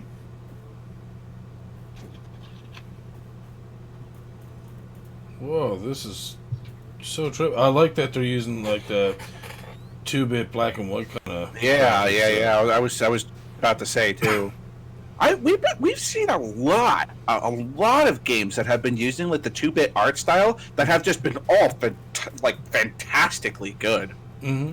Because they're using like look at the layering in this and like the fog in this scene right. alone. Like it's done well enough so that like it gives so much more detail to the area that you're in. What right. the fuck? I don't know what's happening there. And I don't know, man. I just feel like some of like these like we're saying the 2-bit games are just like they have a better atmosphere than like some of like the games that are just like technically way better in graphics than they are. You know what I'm saying? Jesus. Yeah. I mean, this is pretty good. Yes, it does. All right. Let's go into the wish list. Damn good. All right. Up next, we have another game called Remnants of Nazith. Oof. Alright, with the powers granted him by the dragon, Kara will destroy the remnants of Nazith, enchanted fragments of the dragon's body, to prevent anyone from exploiting their power for evil. Rush and swing through levels to top the leaderboards in this fast-paced, grappling hook precision platformer. Boy, this is that's real. Precision platformer, indie action racing 2D. So... Ooh. I don't know how racing got in there, but let's watch.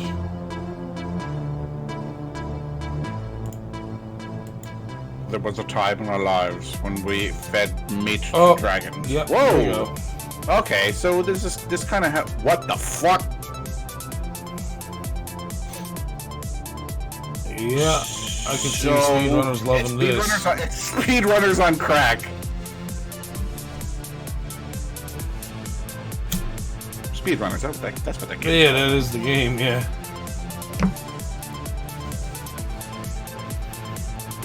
Almost like the Messenger a little bit, too. Yeah, a little bit, yeah. Let's see where...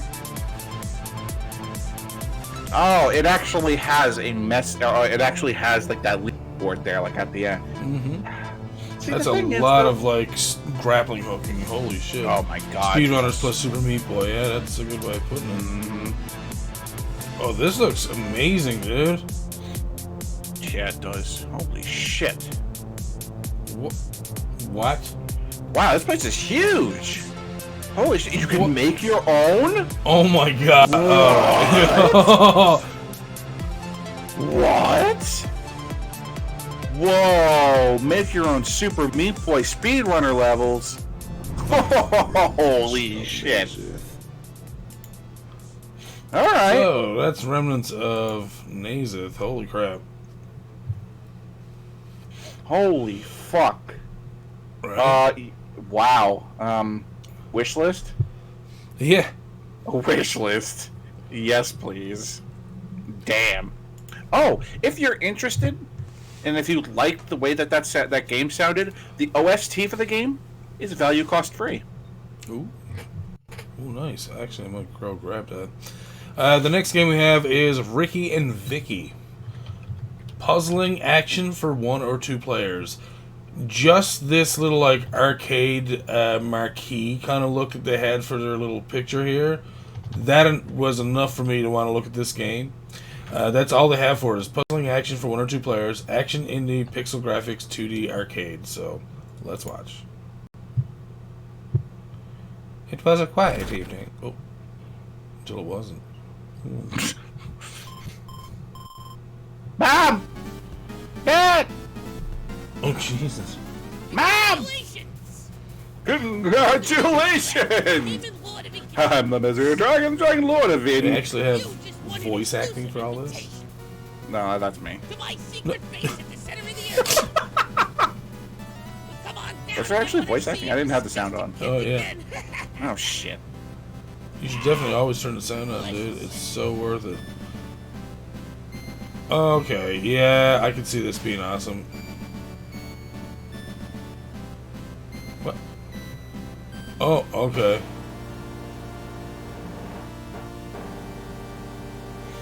What? Oh my god, that would be it looks like Bubble Bob. Look at Bubble Bob. Oh god. There's Potaboos in that one scene too. I know, right? Oh my god, this does not look easy at all. It looks fun though. Yeah, it does. Dang.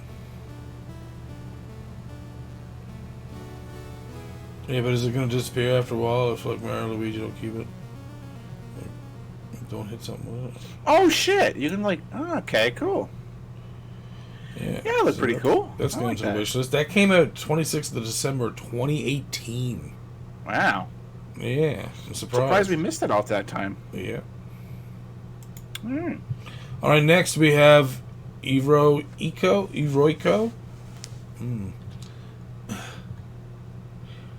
Eroico is a colorful, light-hearted platformer with monster girls and sexual content. Oh god.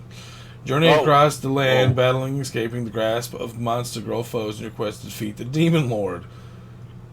I'm not sure. Hold on. Let me skim that preview real quick.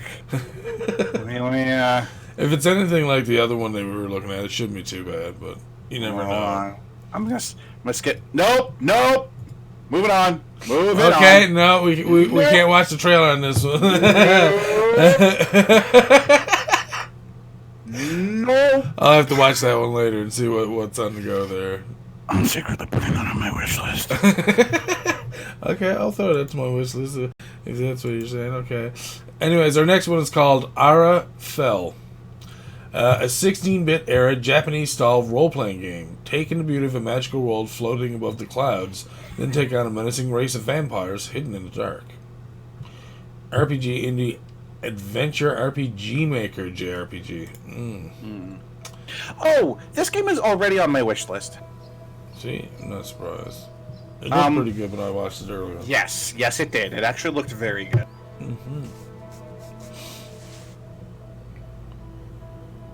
I'm loving the pixel graphics as well, by the way. It looks so nice. Good job, Stephen Anthony.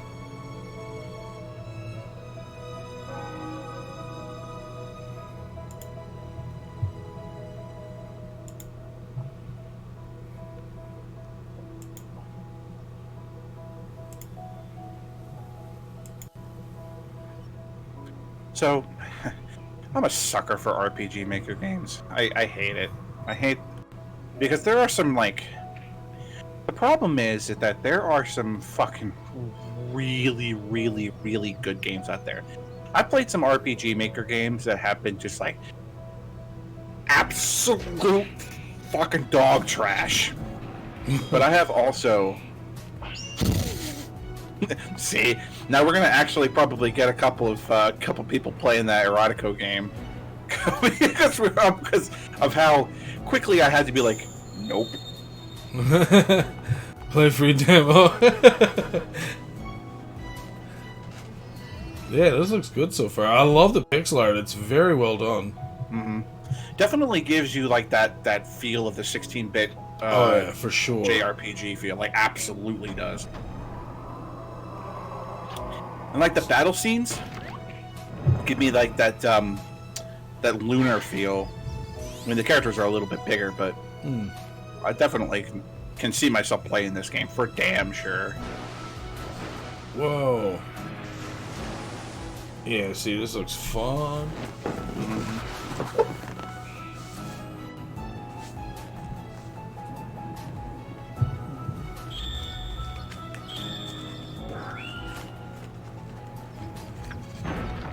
I wish I had my vape.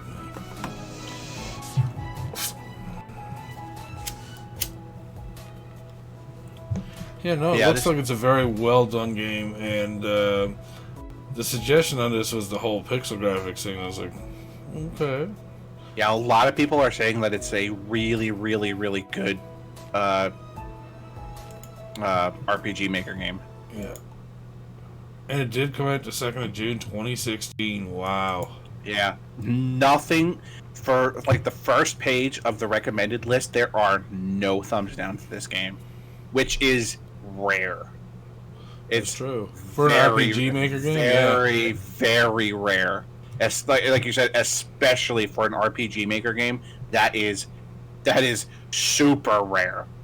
So that says something about this. Like I said, I played some like complete dirt, like just fucking dumpster fire RPG games from RPG Maker. But then there are these diamonds in the rough, like this sort of game. Apparently, this is very like, open world. You can actually do a lot of sequence breaking. Yeah. If so you want to definitely throw that onto your wish list because it looks really, really, really good. Indeed. All right, up next we have The Looter. This is coming out Q4 2020. The Looter is 2D action-adventure pixel art post-apocalyptic indie game. All right, and the tags are actually action-adventure indie post-apocalyptic 2D. So, all right. Let's watch the trailer. That was quick. Ooh.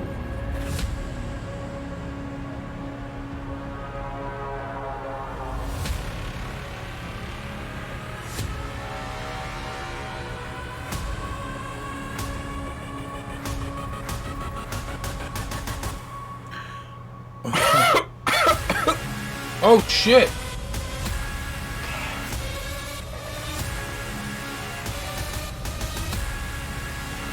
Oh, okay. Jesus.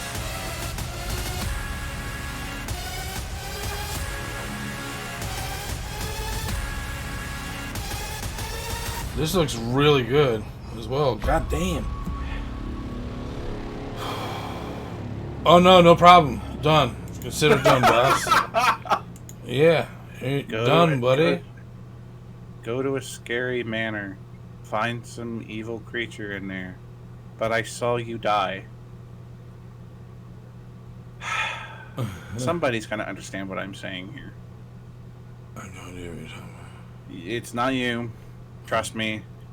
Somebody's gonna know what I'm talking about. But the game, yeah, Jesus, great. Right? Looks pretty good. Mm-hmm. All right, so we're gonna move into our next game, which is called, well, you should be familiar with Another World, 20th Anniversary Edition. Ooh. This came out in 2013. I didn't realize that they re-released it on Steam. So, also known as Out of This World, Another World is a pioneer action platformer released across more than a dozen platforms since its debut in 91. Oh, yeah. Along the years, Another World has attained cult status among critics and sophisticated gamers alike. So, ladies and gentlemen, if you have not seen this game, where have you been? Game Grumps played this. Game Grumps did play it. It is the definition. It is the origin of Mike Ruba. Mike Ruba. Mike Ruba.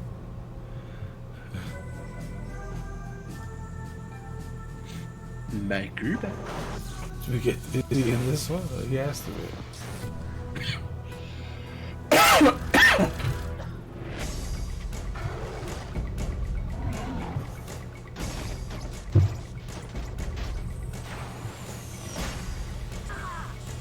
He's ready to die. Oh.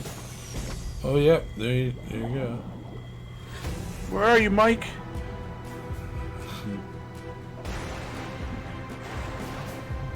There he is.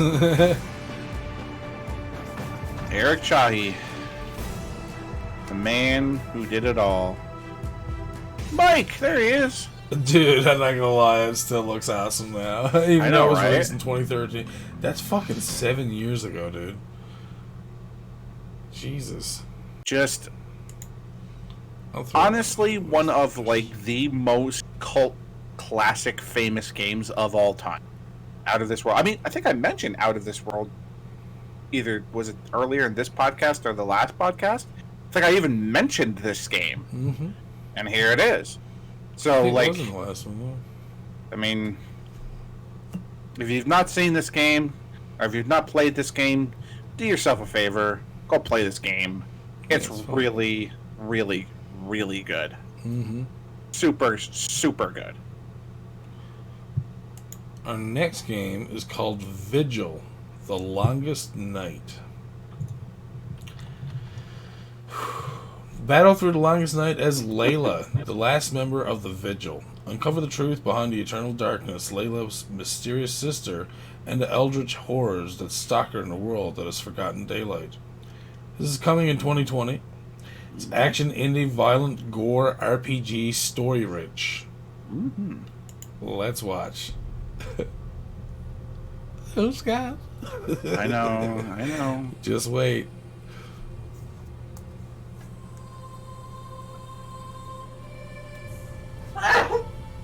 How dare you? Bless you. There you go. Hey. Stand against the darkness.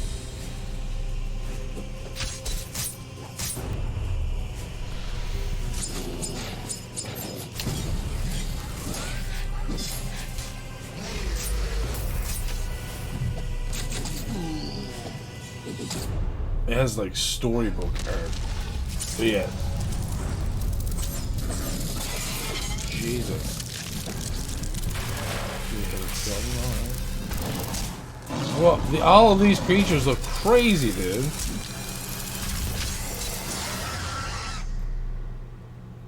Oh, sorry with the mouse.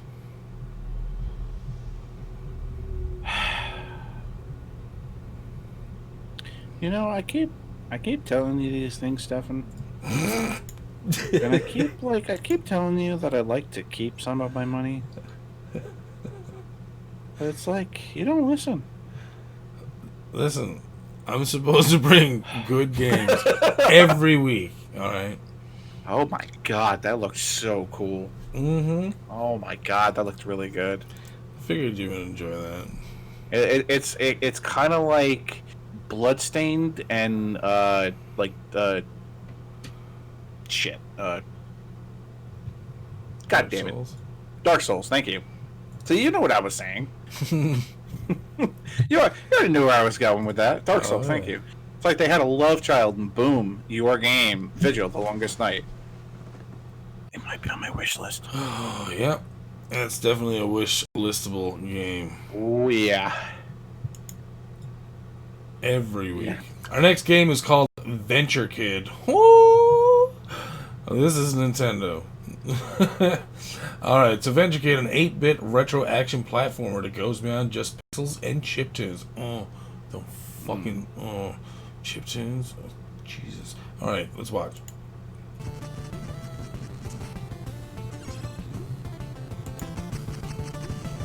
Huh! Yep, these are good tunes. Oh. Oh, okay. So this is more unique than I thought it was when I first just seen a couple of the images. It's like, oh, this is almost like a Mega Man game. It's like, no, there's a few different kind of things to this. It's nice. Oh, it's over. Oh, you tease me so much. I want to see more. This came out the 3rd of May, 2018. It's currently 80% off right now. It's until February 7th. It's $2. Yeah. It's $2, guys. it's $2. Let's cut out the quote list. Yeah. It's $2. Alright. So, the last game I have here for you tonight. Armed with Wings. Rearmed. This came out the 1st of June 2017. You are the sword. Cut down your foes with steel and thunder. You are the wing. Explore the skies and uncover unreachable mysteries. Embark on a journey through a vicious world ruled by darkness and imperial tyranny. The lands of Black Mist. My god, I can English much. Action, indie, hack and slash, 2D swordplay. Let's watch.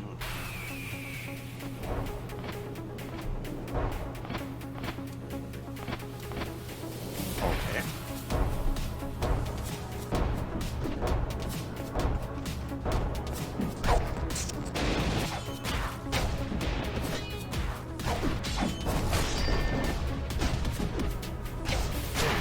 Again, this is like a 2-bit. Oh no, we had some blue. But they're still minimalist in their color palettes, Yeah. which is nice. Again, it's all about the details.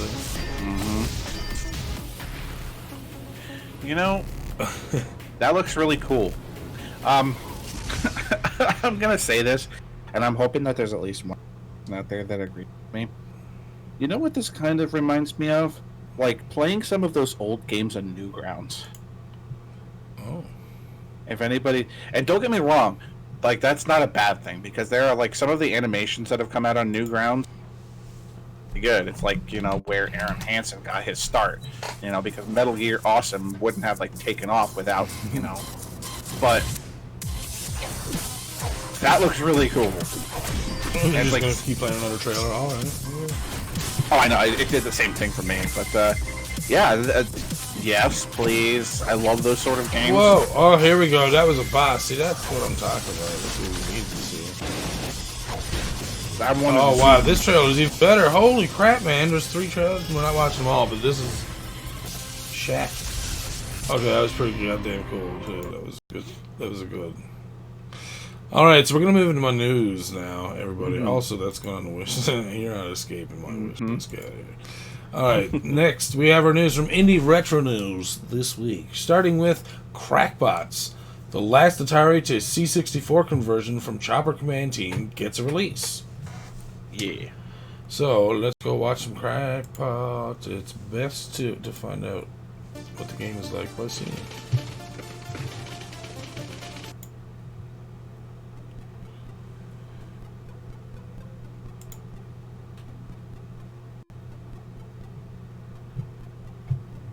Wow, is the track super low? Yep. Okay. Dan Kitchen's Crackpot. Okay, so what is this? Oh, you gotta try. Oh, okay. You push down pots to kill spiders from the top of the screen. Oh my god. Oh, and you get multiples at once. That's cool. Very cool. Very modern. You kill all of the spiders one at a time. You use all the flower pots. It doesn't matter. Your mom has lots of those left. She can make more. I remember playing this game as a kid. She'll be able to go to Walmart, get more flower pots, start all over again. Make sure you kill all of the spiders. Oh no, it's the blue ones. This used to be one of those games where you had like the twisty controller, and, like you going back and forth and hit the button. Arkanoid controller.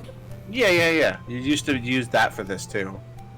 And like once you got to the harder versions of it, like these motherfuckers came at you like, whoo! They were super fast. That's kind of like like Kaboom was another game that was like that, but it was like from the top to the bottom. Oh wow, yeah, oh my god, it's so much harder. Yeah, because like once you start getting to the harder levels, like see, crap. Yeah, game starts fucking with you real quick, doesn't it? Yeah, that was because you thought it's like, oh man, it's just gonna be this easy ass thing where it's like, oh, they're all just gonna get nope. So apparently you're Patsy, a gardener, and Patsy's Brooklyn building's being overrun by bugs trying to climb inside 6 different windows. Jesus. How many bugs does he have in the building then? That's kind of gross. Oh, so yeah, you just move back and forth at the top of the screen, just dropping flower pots, trying to kill these bugs. They look like spiders. So if you're arachnophobic, yeah, you're going to be enjoying this game. For sure. Alright, our next game is Arkagis Revolution, a Mode 7-like shooter coming to the Sega Mega Drive. Really? Oh, yeah. And it looks good, Scott. If you have a Sega Mega... oh, my God. What the... A Mode 7 shooter. If you have a Sega Genesis or a Sega Mega Drive, there's a new game coming that you might be interested in. Scrolling through our Twitter feeds, we've come across a game called Arkagis Revolution by Seek. This game, according to the press kit, is a new action game for Sega Genesis Mega Drive with Mode 7-like rotation. You play as Lynn, a pilot from the rebels in the Martian nation of Arkagis, in an attempt to free Arkagis from the control of the United Space Colonies. Jesus. Alright, let's watch the trailer. What they have here. 21 seconds. sounds like I'm good. Oh, whoa! Okay. Whoa. Okay, I can see that being hard. And fun. It's like Contra. Oh, no, you stopped it already. Although an early trial build can be downloaded through the main website, and is not from the same version shown in the recent tweets, the game promises, when released, Mode 7 style rotation at full frame rates, cutscenes featuring voice acting, 3 button pad, 6 button pad, mouse and or keyboard support, multiple languages, 50-60 hertz, speed corrections, and saves through a 6-digit password. Wow. Yes, please. Just downloaded Crackpots. Damn, that was fast. Yeah, these sort of games, I have always loved this sort of stuff. Like, a lot of people will say, like, in, like, you know, Contra 3, or Contra the Alien War. Yeah, Contra the Alien War. Or, like, that one Mode 7 level that they have in it that, like, a lot of people say that's like, oh, I don't really like that level. I love that level. Actually, Else, buddy, you need to get yourself, the Sega, Mega SD or something it's called. It plays the Sega Master System, Sega Genesis, and Mega Drive, 32X, and Sega CD, all through a Sega Genesis console. Jeez. It's basically you're getting a Sega CD and all the games for free. Like, oh. But anyways, yeah, no, this looks fun. I would actually enjoy playing this. That includes games like Sonic CD, which I heard was pretty good. Oh, yeah. Mm-hmm. I was going to say, I heard Sonic CD was pretty good. One of the best Sonic games ever, apparently. Mm-hmm. Alright, our next game we have Into Hinterland World, a cool side-scrolling C64 space shooter by Abyss Connection. Another game to add to a long list of C64 design shoot-em-ups, as we've recently been told by Saberman that Abyss Connection has released a brand new shoot-em-up called Into Hinterland World for the C64. The game features smooth side-scrolling graphics, pits your ship against many enemies, and you must guide your ship through time to analyze gene material from all geographical eras to save mankind from total extinction.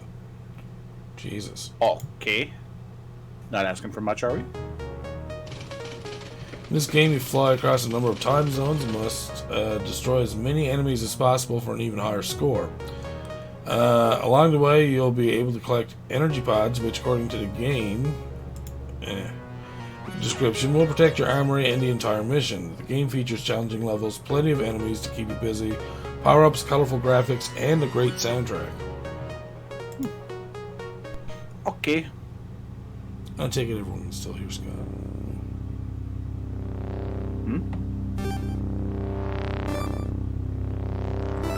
I'm assuming that you've been kept in stream the entire time. Yeah. I would assume someone would have said something by now. Yeah, I know, it's crazy.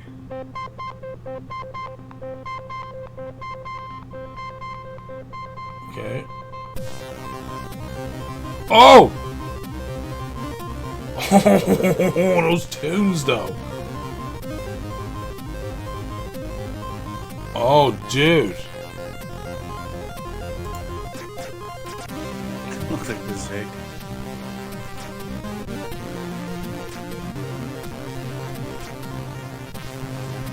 Yeah, no, I can just sit on the friggin' title screen and not even play the game now. Holy crap. Oh, that's like a... Oh, that's quite the chiptune he's got there. Holy crap.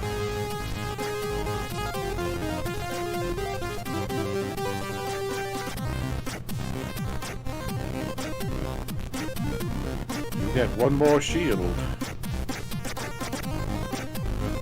Oh, you can pick what kind of stuff you have? Strength 2, single shot. Okay. Hold on. Lichtmere, strength 2, double shot. Nordlicht, strength 3, double shot. Lichtfinger, strength 4, thermal beam. Wirbel Gleiter, strength 5, double shot. Flankenschlag, strength 6, double shot. Jesus. Volstrekker, strength 7, EMP D shot. Jesus.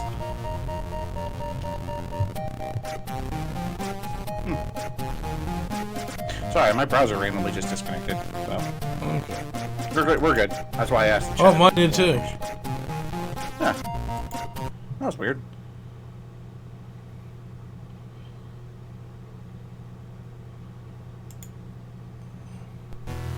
Yeah. Okay, yeah. So, I'm not gonna lie, this thing looks cool so far. Oh, whoa. Yeah, as soon as you refresh it, everything's good. Yeah. That's what it was a Twitch error. Whoa. Okay, is this just getting out of the fucking base? Why couldn't you guys make this straight? Way easier to go out on missions without having to worry about crashing before I leave. Jesus. We had to make sure people couldn't get in as quickly either. Whoa. Reminds me a little bit of Cybernoid. Alright. That was actually kind of a fun, cool game as well. This is. I want to see more of this. There's just gotta be more. There's gotta be. I want to see the enemies part now. Yeah, right.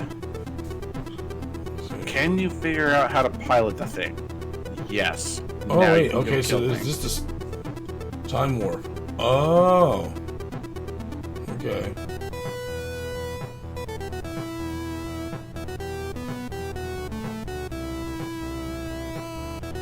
Man, the music in this is fantastic. Okay, so everyone had a problem decoding the video. Alright. Well, not everyone, but a lot of people did, apparently, so that's good. Wasn't just us. Let's do the top walk again. 542 million years ago. We were on a distant planet. We flung poo at each other and used rocks as weapons. Okay, this is alright. Whoa, that spermie almost got you. We used sticks as weapons. We fought squids and sperm-looking creatures. What are you talking about? I don't know. That's what I'm seeing.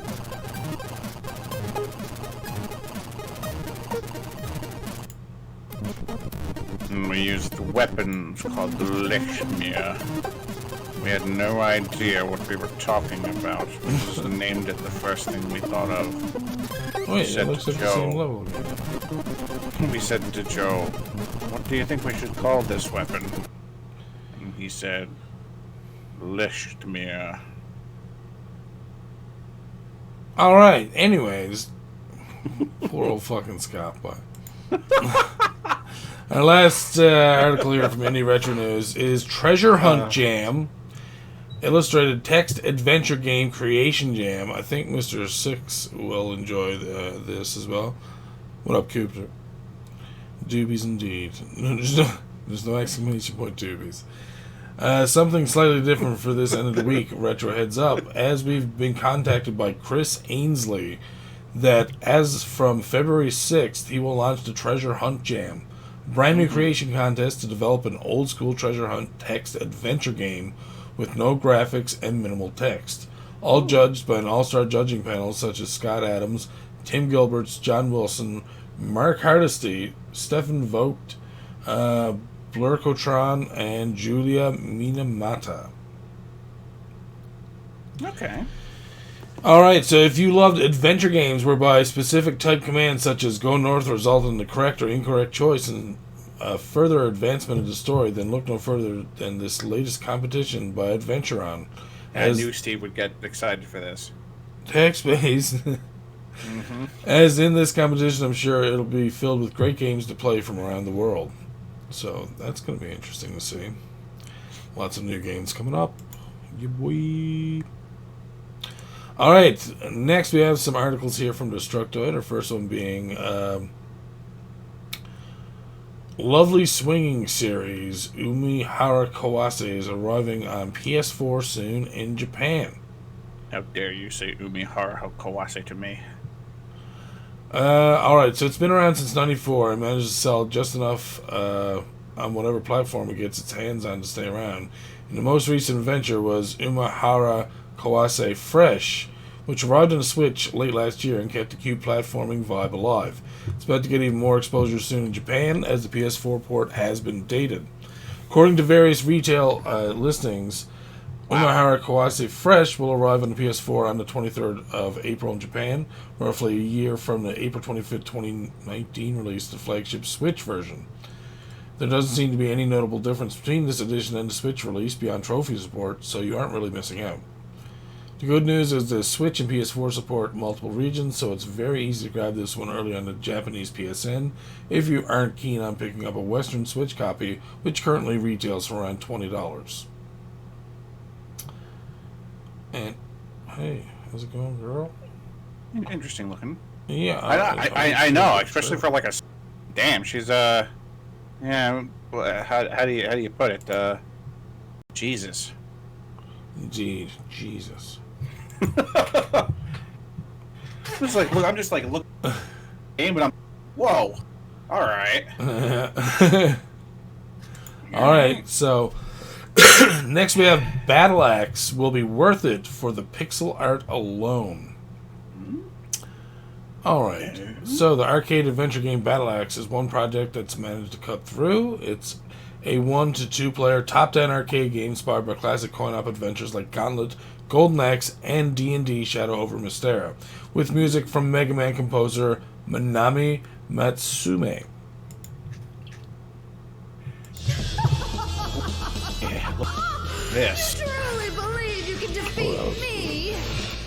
Evil has returned, and our Okay. answer the call. Wield powerful Oh yeah, I could definitely play this. This looks fun. the druid, blast foes with Bruni the Marauder and his formidable shoulder cannon, or slay the beasts with Faye the Dark Elf's dual blades. Discover weapons, items, and artifacts to aid you in your quest as you power up your might along the way, rescuing anyone helplessly caught in the sorceress's chaos. Darkness draws ever closer in the war against evil and sorcery. Will you show courage? Whoa, that airship looked real cool when it came up there. That was awesome. They're arcade like, breasts. Oh, jeez. Battle Axe! Nice.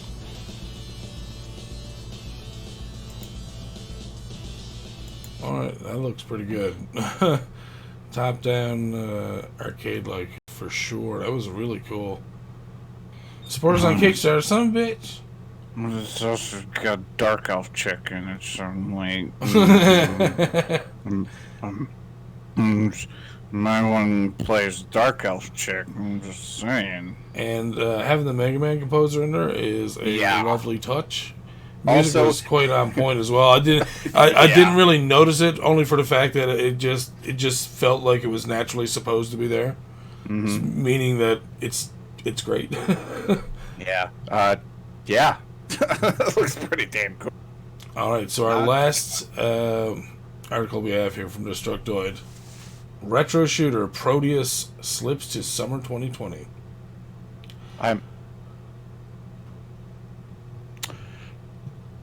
Yeah? The 2020 video game release calendar has been in constant flux lately as a slew of high-profile studios and indie developers alike have prolonged their production schedules. Feel like I'm always double-checking Google to make sure I have the right dates, only to get my wires crossed anyway.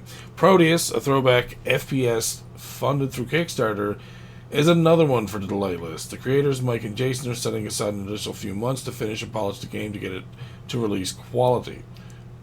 Good job, guys. The new Steam Early Access launch date is summer 2020. So let's watch the trailer. I thought you said Proteus, and I'm like, really? No, Prodeus. Like, Proteus? Or Produce. You're probably right. You're probably right. I thought we were talking about like the Scott. old SNES game. I think you're gonna enjoy this. This is very Doom-like. Holy shit. Ooh, dude. And I like how it's like kind of retro graphics, but not really. It's like super polished retro graphics. I'm loving this. It kind of it feels like it's kind of like a combination between Doom and Quake. Yeah. Ooh. Yeah, bloody indeed. They're bloody as fuck. Break some leaves. Hell yeah.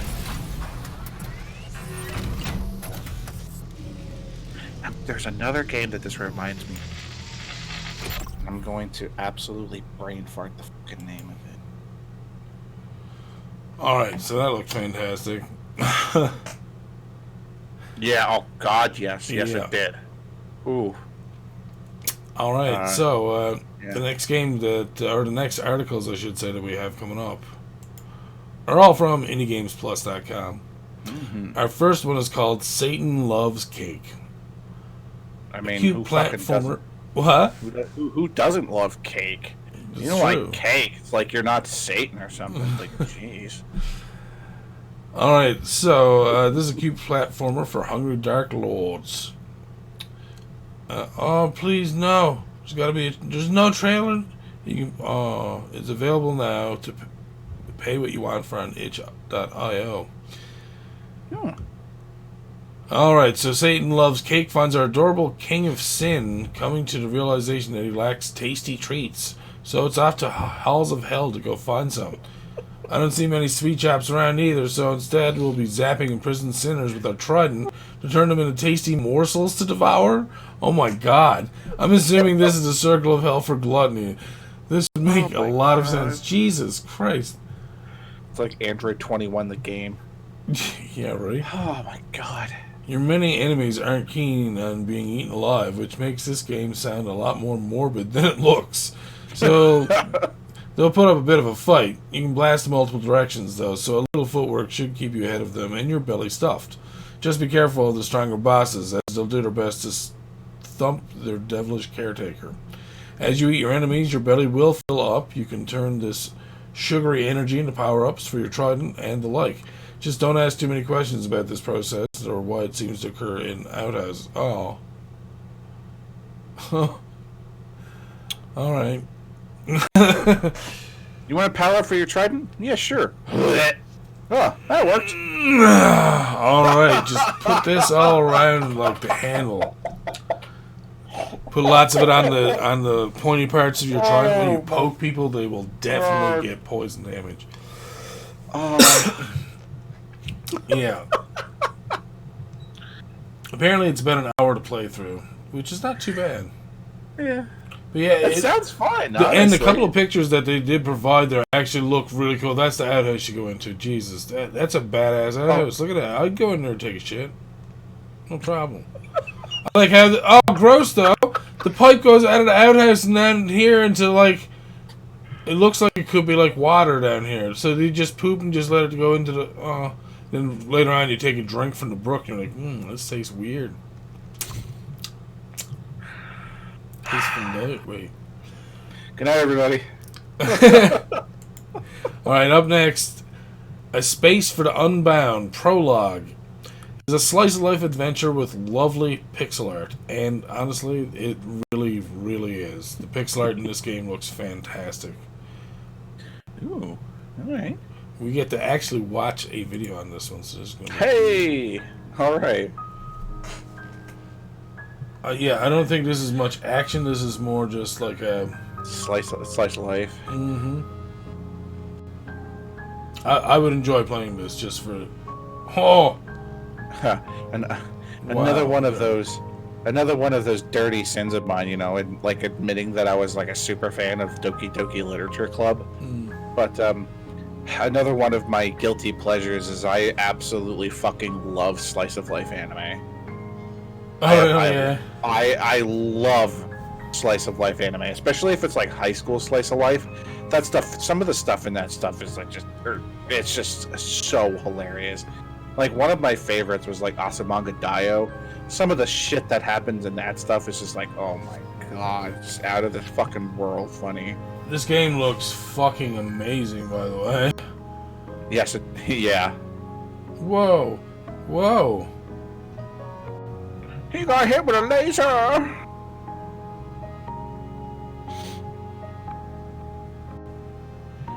Damn. Oh, what the fuck? Yeah, now you got to the part that I was looking at. Holy shit. Wow, that looks really good. and is available on Steam. Well, we are going over there because that is going on my wish list. Thank you very much. Damn. Oh, wow. Are you serious? Oh, okay. We're playing this on a stream very soon. It's free to play. What? No. Yeah, I'm definitely doing this on a stream. The demo. What? Yeah, it's just the demo. Okay, wait, where's the full game? Coming Coming soon, son of a bitch. It hasn't released yet. I want to play it so bad. I know, right? Oh, that was a good tease, though. That was a good tease. You teased me good. Take over. Alright, well, it's on my wish list. Up next, we have Shippu Senki Force Gear 2. You keep all your Shippu Genki to yourself. Listen, this is a Mega Man-like game, alright? Oh, alright, never mind. Excellent chiptunes, bosses, enemies, and weapon systems. A must-play for anyone who digs the Blue Bomber. Hell yeah, dude. Let's watch this shit. 33 minutes? Jesus. You'll hear from Let's not watch all that shit, please. Let's watch part of that shit, shall we? It's somebody's play. Oh, the Indie Game Plus first look. Gotcha. Oh, and you are a. Oh, can you be a? Are they both ladies? Not sure. Looks like they could both be lady robots. Oh. Play. I gotta play as a female protagonist. I know you hate it. Oh yeah, they're both Shall females. we be? I hate that sort of option. Who's the most wait for me. Oh, it's all super full-on Japanese though. No, English, so I know what's going on. Let's fight you. Right? All right, here we go. Some actual gameplay. Name, you robot girl, put some pants on. Alright. Now have a John Wick, see if we can duck. All right. Oh. Ready. Oh, dude. Oh. A lot.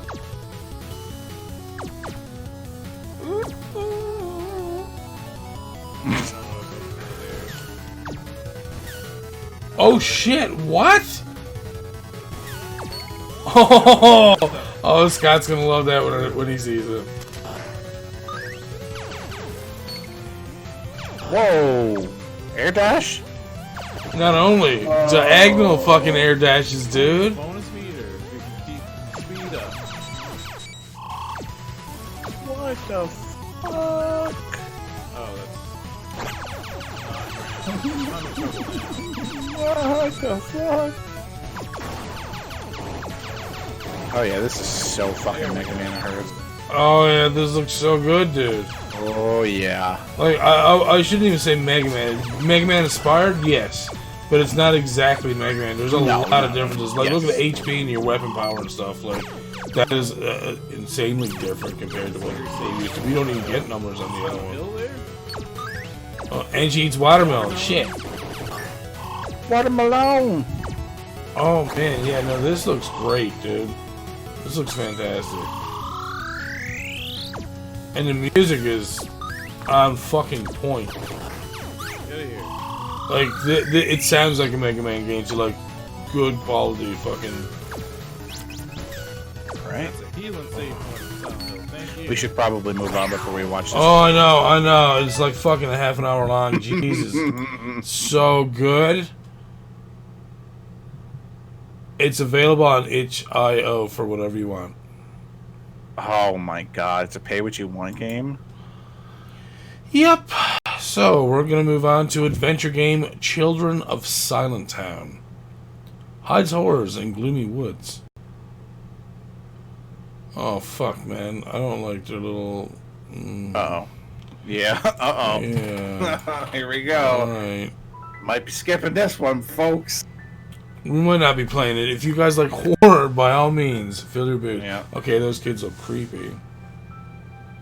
Yeah, my favorite thing. Creepy little kids. Yeah. Yeah, my playing favorite. ball in town with each other, so... It's my favorite thing. You look like... Yeah, you play as one of them. No big deal. Yeah, my favorite is great. Nope. Well, we know. Why This do they might not all- be too bad so far. It doesn't look horror-ish. Give it some time. Yeah, I know. Oh. Yep. Oh, here we go. Have you ever seen the monsters in the forest? So she just runs in. Yeah, it's a good thing to be here. Yeah, Lucy. Jesus. What the hell's the matter with you?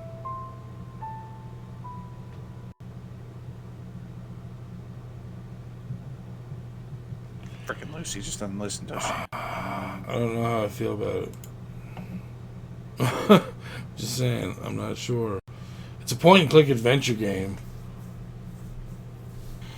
So, we might see 6 play in the future, maybe, but... It was definitely just enough not in the horror genre. Like, say, I would try it. Yeah. But it definitely was like... I don't know if I can trust you. Yeah. It's like, I'll follow you back to town, but I don't know, man. If you go into those woods and you start freaking me out, I'm turning you off. Excuse me. That, yeah. Alright, so we're going to end off the Indie Games Plus articles with 2 Trailer Tuesdays. So we'll pick out some stuff and we'll see. Trailer Tuesday. Alright, so the first one's called Try to Fall Asleep. John Heron survived a horrible accident. As a result, he damaged his brain and lost his memory. Only Dr. Nick Norberg and his friendly robot AB can help John recover from his brain damage and restore his broken memory. I don't know how I feel. Okay. Let's watch this.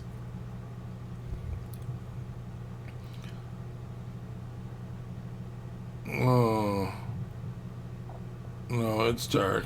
I don't like that. It's dark. I'm not full screening this. I'm way too afraid. No, and then he turned off the lights and his lamp has a smile on it. Trying to fall asleep. I'm getting ready to pause this. I don't like this at all. It doesn't give me brave little toaster vibes. No.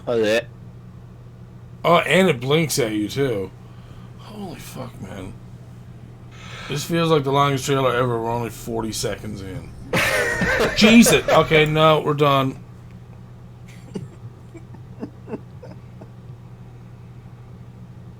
I haven't gotten to that part yet. Gee, oh. See, I told you.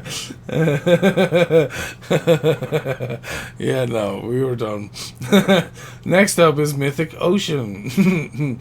Teach the gods to create a better universe, or mess it all up in Mythic Ocean, a narrative exploration game where your choices shape the fate of the cosmos. Ooh. Interesting. Ooh, I like underwater stuffs.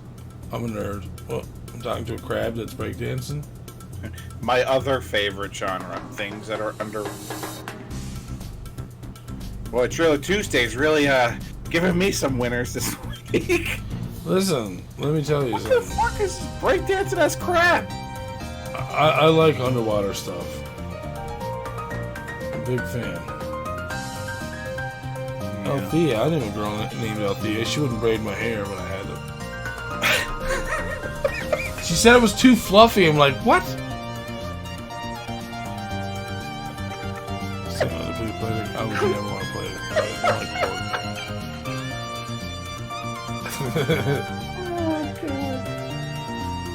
So yeah, there's definitely underwater stuff.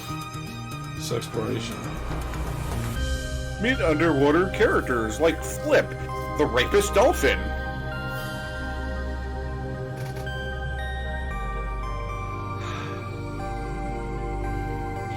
It's for those that haven't. For those that haven't, I'm not a real big fan of underwater games because I like. If there is one, okay, so everybody has that one way where it's like, oh, if you die, what's the worst possible way? And for me, it's drowning. I like the thought of it is just like.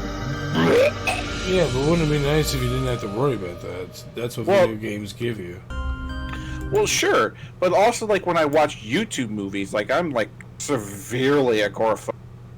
And when I watch these like YouTube videos of people like base jumping and stuff like that, like when they jump, I have to look away because if I don't, it's just like bleh, instant, bleh, like just no. But I'm not there. I know I'm not there. But that doesn't make me stick to my stomach anymore. So what Scott's saying is we got to test him sometime on a podcast when he's watching live with me, and I'll just put up one of those things where they immediately jump just to see if we can make a projectile vomit immediately. You set it up for yourself.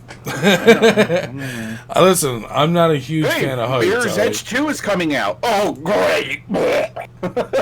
Or Mirror's Edge 3, or whichever one hasn't come out yet.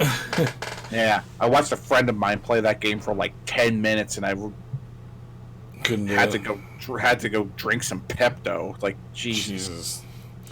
Up next, we have Giraffe and Annika. Lovable cat-eared Annika sets off on a grand quest on the island of Spica. She looks so cute. 3D adventure and rhythm action genres mesh in the lush, pastoral, and beautiful manga-inspired world of Giraffe and Annika. Catgirl rhythm game? Not interested here.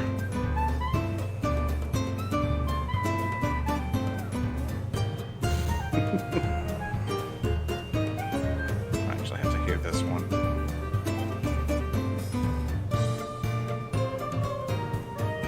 What? Okay. Take pictures of girls.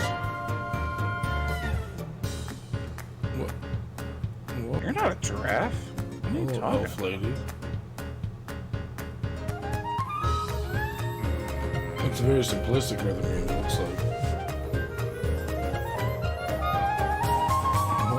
Whoa! Elf lady's loving it. Oh, you'll see. Yeah. All of a sudden, was it so bad now, was it, Scott? Yeah, it seems like it's a very simplistic rhythm game. Yeah, that's very much less rhythm game. More, it looked like that VR chat thing, and I don't even know what that's called. And I just. Yeah, you had me with like the trail, the tags or something like that, but like, yeah, I don't know about that. Well, Scott, our next game is called Void. In this epic quest, you must reach the end by going through black holes. Try to avoid all the traps, solve all the mind-bending puzzles, and escape from the powerful bosses. Oh, and one more thing: secrets are everywhere. Yeah, get to the end by going through the black hole. Yeah, because that's what's going to happen if you go into a black hole. The fucking end. I don't know if you know what a black hole is, but I'm just saying. It's a very 80s inspired soundtrack. Oh, okay.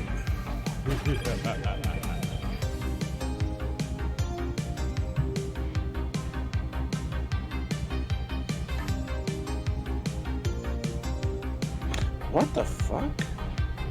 Yeah, strange so far. I don't know what to think of this one. Yeah, I know. It's like... Sorry. Wow, I'm not even tired. It's like... I'm not young because I had today off. It's like Super Meat Boy, I guess? Ish, yeah. Yeah, it's very Meat Boy-ish.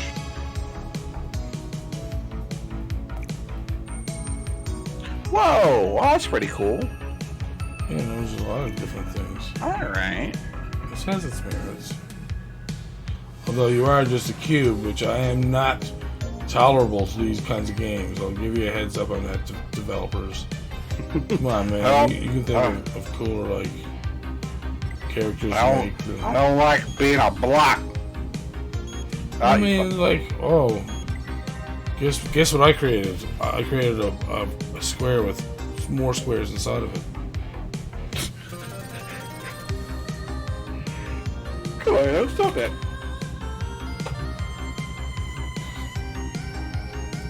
A fan of Super Meat Boy, he is not. Oh, neat. Not too bad. Not too bad.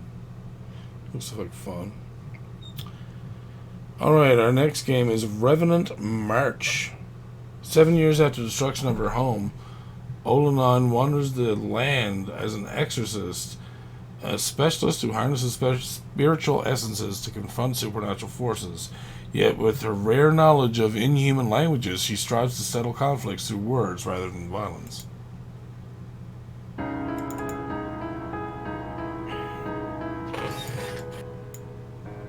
I prefer Revenant January, but you know.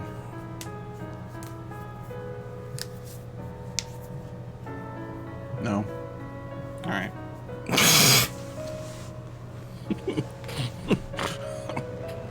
I'm sorry, Scott. I wasn't going for it. It's the best I had, alright, man? Not every hit goes out of the park, man. Some you need to put one in the outfield, you know, get off base, So, you know what I'm hold saying? on. I'm skipping ahead here, and it doesn't look like there's any actual, like, gameplay. Oh. So that's kind of... Alright. Next we have, Akurra. Akurra is a block-pushing puzzle and exploration game inspired by games like Zelda, Star Tropics, and Chip's Challenge. Okay, well, those are all good games. So let's see what this Those three are good games, so... Game by Jason Newman, with music by Craig Godward. Ooh. By who? Oh, okay. Because to me, this sounds like Chris Gall. I couldn't catch his last name all the way.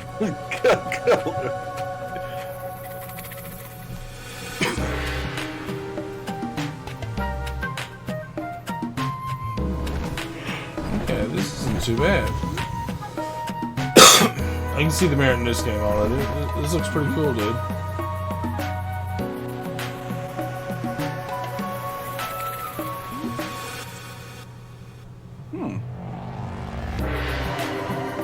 Hey.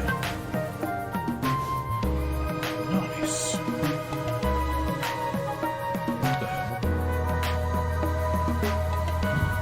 Why were you walking around?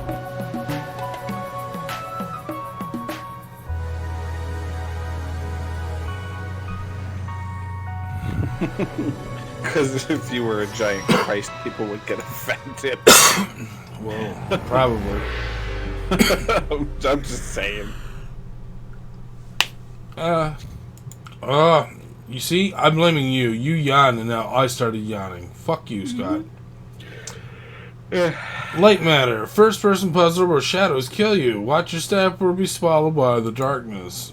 That sounds sexy. I want to be swallowed by the darkness, if you know what I mean. Just imagine if Lana was on your computer. Wait, what? Pure, What? Never mind. natural, into the future. Behold, the core, the beating heart of light matter. A sophisticated array of photon crystals. Cool. Technological masterpieces. Oh. Every day, Okay. our experts at light matter technologies are Whoever is listening to this, What the the core can't be shut down. with a world Oh. fully powered by light matter. Oh, my. My dream to create a brighter world for you and those you hold dearest. And then the Earth explodes. Facing reality. They are ready to follow Virgil off a cliff. No one is What willing the to help, fuck are we watching? but I hope you will. The world It looks like they're trying to talk about their light matter technologies, and someone put a before. like piggybacked a message back saying there's something wrong with the place or something.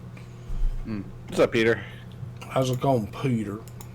Alright, next we have Taxinaut. Explore an open galaxy as a lonely taxinaut carrying fares across alien worlds.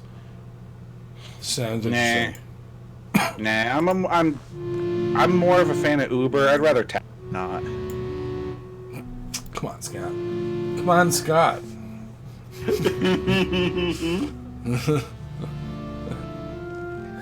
Whoa, alright. Okay, I can see the difficulties in this game now. Alright. Yeah, you might not find it so bad in a second once you see. Whoa. Whoa! What? Alright, I want to play. It's about going around space and shit. No big surprise there. It's Stefan wants to play. Shut up. It's gonna cost you $376 Her name was million. Slut for a second, but the L's missing. Or his name. Oh shit.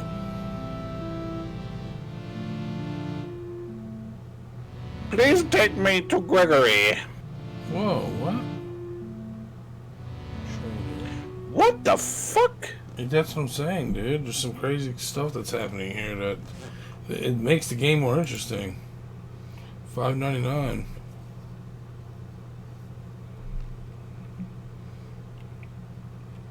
Alright, Eclipse, Edge of Light. After crash landing on a sentient planet, you wake to find a dreamscape world filled with discovery, wonder, and littered remains of a betrayed civilization. Ooh.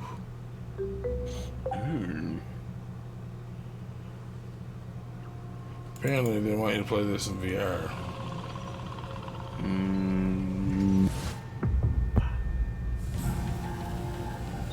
So it's an exploration game. VR exploration game mostly. But you can play it on the Switch as well, apparently.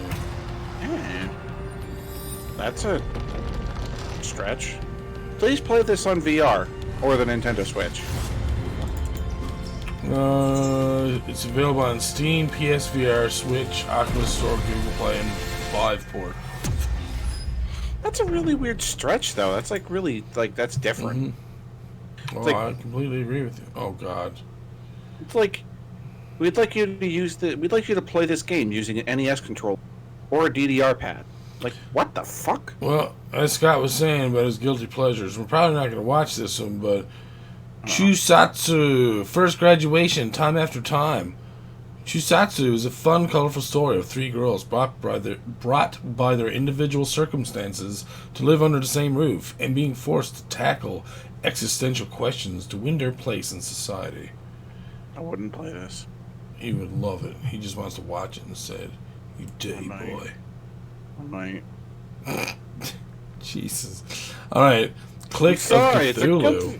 It's a guilty pleasure sort of thing. I'm sorry. My overlord, the stars will soon be aligned. We have to rebuild Rulea and forge the unnameable key to the ultimate gate and awake the one true god Cthulhu.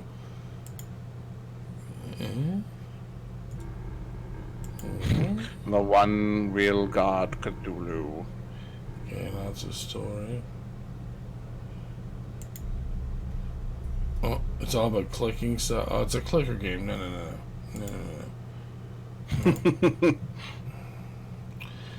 Avarice. What does that sound familiar? He plays Edward Armitage, a renowned explorer returning home from an expedition gone wrong. New horror game. Next. Metal Unit. Metal Unit. Here we go, Scott. Play as Joanna, a soldier on a mission to capture her treasonous sister. Wear the Emma Unit 11 suit and battle against monsters and aliens while uncovering the truth about humanity. Ooh.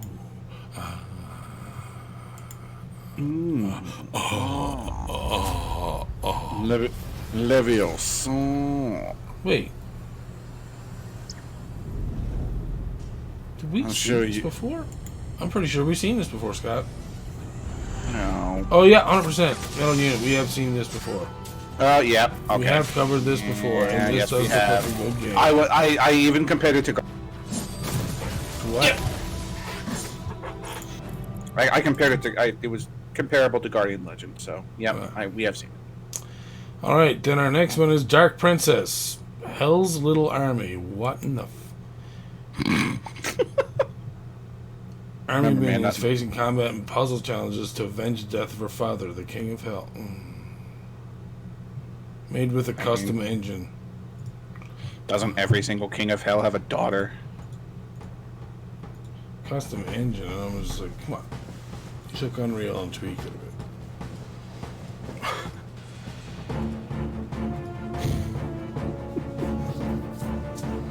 Yeah. I don't think I would enjoy playing this game. It looks like 3D Lemmings. Yeah, you're not wrong. It's like 3D Lemmings are like. Except instead of it just being you watching the screen, you're the girl controlling. Oh, you're using. It's like a strange, like demonic girl version of Pikmin. Mm-hmm. Yeah, there you go. Actually, that's correct. Tumbleweed Typo Hunter. Freelance bounty hunter searching for typos in a spaghetti western world populated entirely by words. So our next game is called Psy Cutlery. What is this Trailer Tuesday, man? I'm sorry. No. You go back and you read that again. What? You read that one more time. What? I'm a freelance bounty hunter searching for typos in a spaghetti western world populated entirely by words. And so we're going to move on to our next game. What the fuck? Which is called Psy Cutlery, Scott. Welcome to Psy Cutlery, where sport gets used in a plethora of practical and illegitimate ways. Nope. You don't fuck with a spork, man. Nope. I'm going to watch it. I got to see. You're fucking with the spork, man. Wait, what? You're going into territories you don't want to go. Okay, can you get hurt by anything? Or is Yeah, a this just... spork. Oh, It's that literally spork has an eyeball, spork, by the man. way. And, wow, okay. Apparently you can just... Okay, you use the spork as a weapon. Okay, that's strange. Of course you do. Oh, never mind, there's also a spork. Oh, no, the spork is alive. Never mind, my bad. There's a unicorn with a rainbow mane.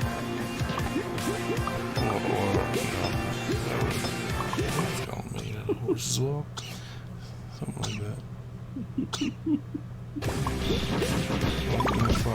It's Buck Stallion. I don't know how to feel about this. It doesn't look terrible. It doesn't. That's the problem. It doesn't look terrible. No, it's just that it's such a weird premise of the game is that, hey, I know. sporks. Oh, now you're flying on the unicorn with... Okay. That's like... You have to wonder. Like... When they sat around with like a development team. The development team had to sit around and be like, so we need to make a new game. What are we going to make it about? And some random guy in a cafeteria, takes his spork and he like sips his soup with it. He's like, what about this? See?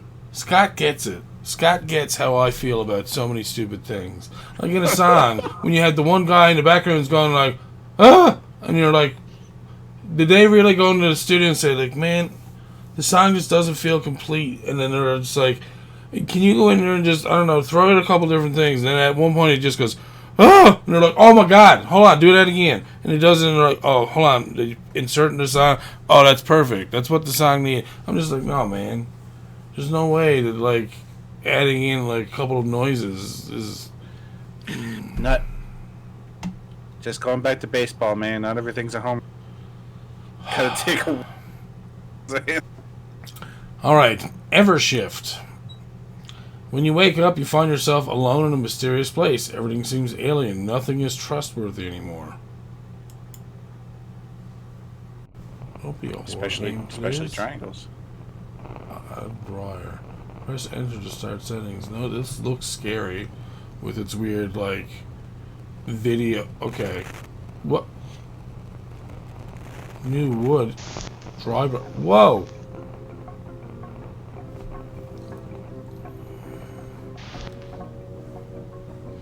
What the f... Okay, this looks creepy as hell, dude. Jesus. What? Yeah, this looks creepy as fuck.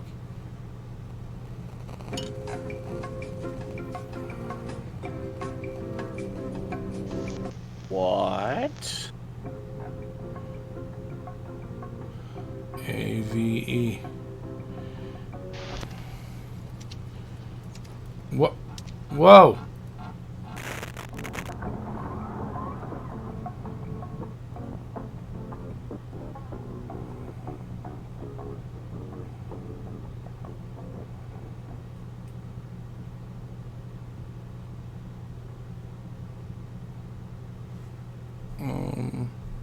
Okay, good, it stopped. I thought for sure it was gonna get scary all of a sudden. Dude, that looked trippy. I don't know how I feel about that. Alright. You know what, Scott?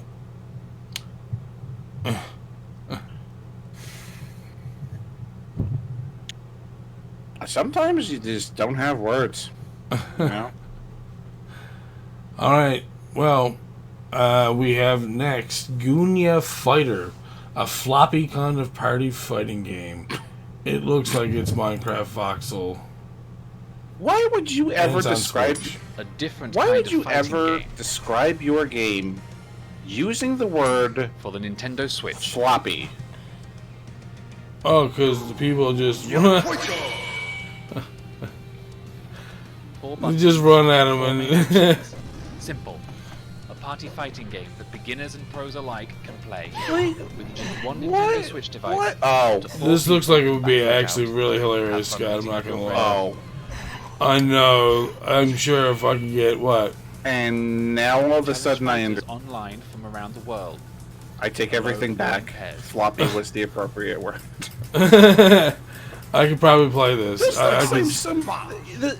this would be It fun. looks like a weird ass kind of Bomberman sort of game. You know what I'm saying? No. Put your skills to the test Like, in a battle game. like the. Use No? whatever dirty tricks you can in a race. Is this because there's bombs? No. Lastly, swipe those Oh, coins fuck you before then. your Never opponents mind. do in a coin battle game. In story mode. Okay. See, I don't remember need to when we say said anymore. that? I know that it would be fun to play. Remember when they said something about making another Power Stone game? Here it is. Oh, Jesus. Anyways, the next game we have already seen. Kickstarter last week. And the last one they have here is There Is No Tomorrow. It's a third-person action-adventure survival horror game with a talking doll companion. Alright, so we're going to go into our Kickstarters for this week. I'm sorry, but horror games and creepy talking dolls? No thank you. Not in. Nope. Oh, I just refreshed it. After it was already fresh. I like how it says there is no tomorrow with a date on it. Like, well, that could have been tomorrow. How do you know? I got a cookie. Alright, so our first Kickstarter is called Kindred Fates, an open-world monster battling RPG game. Capture monsters, explore a dark, unforgiving region, and fight to take back your home. This open-world RPG. They are looking for $66,012. Strange. It's probably it's an American thing, so it's probably $50,000 or something. Who knows? Anyway, Scott will know. He'll know. They're at $42,357. They're fairly close. That is sounds like, awfully much like Monster. it sounds like they're 2/3 of the way there. Yeah. 50% funded in less than 48 hours. Well. So let's watch the trailer for this, shall we? Jeez. Where's my fucking cookie, man? Give me fucking cookies.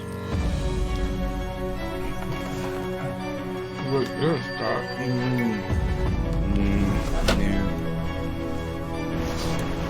Yeah. See how he is, guys. Oh, Kickstarter. Whoa. Yeah. No cookies for you. Hey. Whoa. Okay, say what you want about it being like Pokemon, but this is a different kind of Pokemon. Oh, sorry, Monster Rancher. Ah, okay. No, I haven't played Monster Rancher, so I wouldn't know. Whoa. Whoa, shit, you get your ass whooped, boy! You got your ass whooped! You can choose how you want to evolve. Take it back, Digimon. Oh, hell yeah, doggo! Yeah, give him the doggo.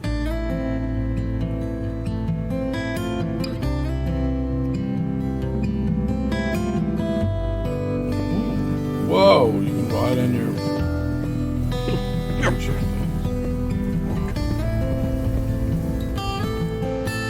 Explore the vast world of Digimon. Whoa, dude.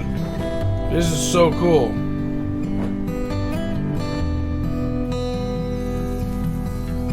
Sally Snipes.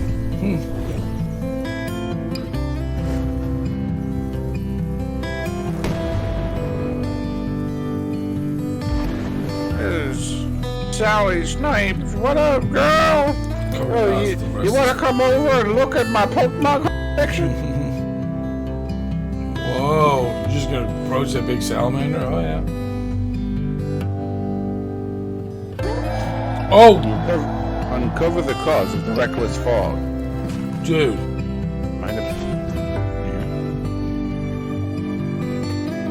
He wants to eat you. Whoa. Holy fucking aliens.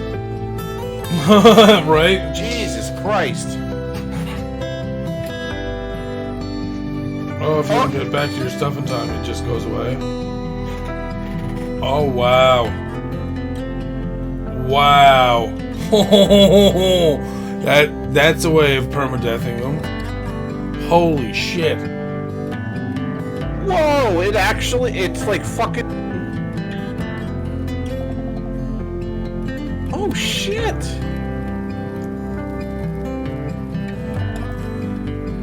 Yo, the fucking game has built-in fucking Nuzlocke? Damn. And the creatures talk back to you too. That's cool. Why did you let my brother die? Jesus. I love that it's open world too. That's fantastic. Wow. Why did you have to fight the giant lizard and let my brother perish? Jesus. Yeah, it's already at 64% of its goal. That is definitely a lot more to it too than Monster Hunter or Pokemon or anything like that. I like that idea that of like the whole. I mean, that sounds really fucking weird. I like the idea of like, oh, well, your monster died in battle. If you don't take care of them right away, they're going to die.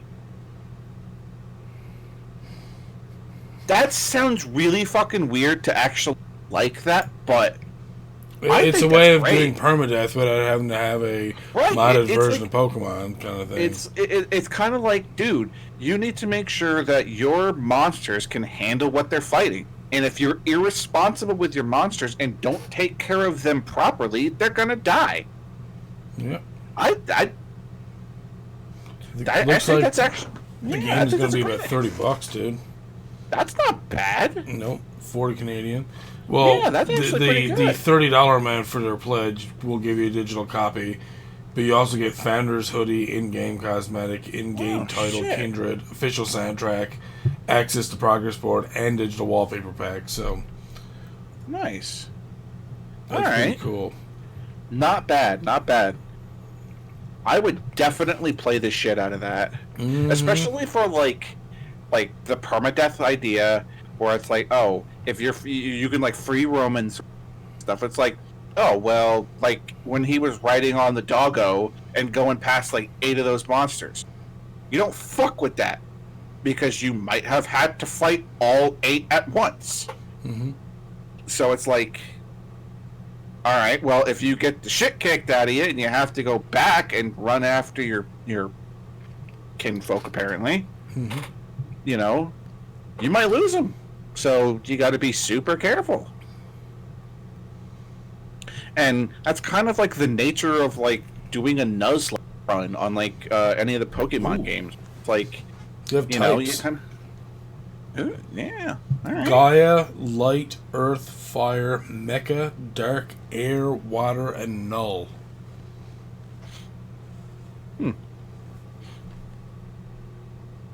So, Steel, Fire... And they have different types of playstyle for each one of those. Electric, Grass, Water, Flying. Dark.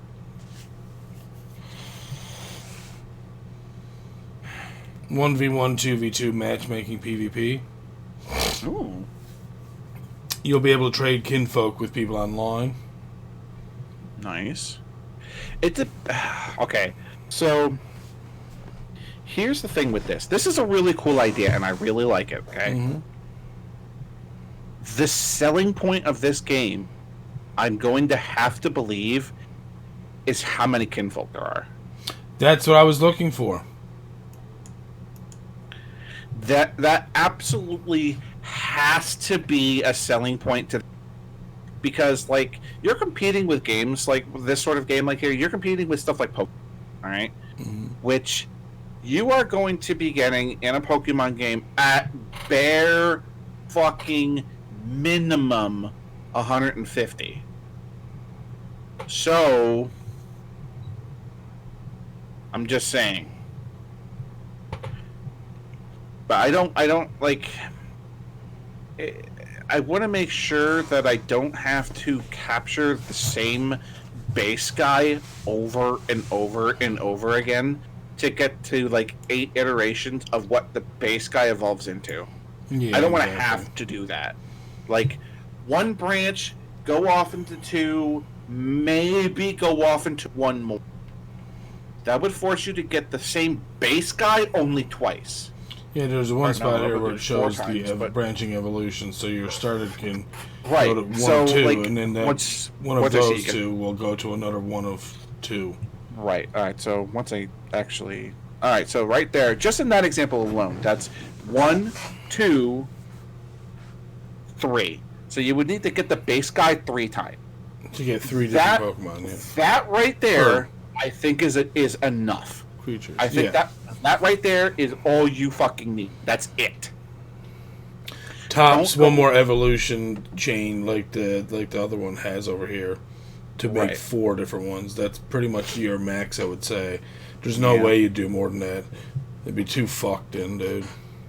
You can't do too much because I don't like And like you said, you don't want to go back having to catch the same creature base every one time. over and over and over Yeah. and over and over. The only Pokemon that has ever been acceptable for is Eevee. Eevee. Mm-hmm. And that's just, and maybe Rotom. But I mean, Rotom's playable and competitive right now, so that's the thing. But like, you have to make sure you don't branch these things off way too much because, like I said, I don't want to raise the base guy 7 fucking times. I really don't. The way the Eevee was different though, because raising Eevee to get what you wanted 9 different times, it was different for all of them.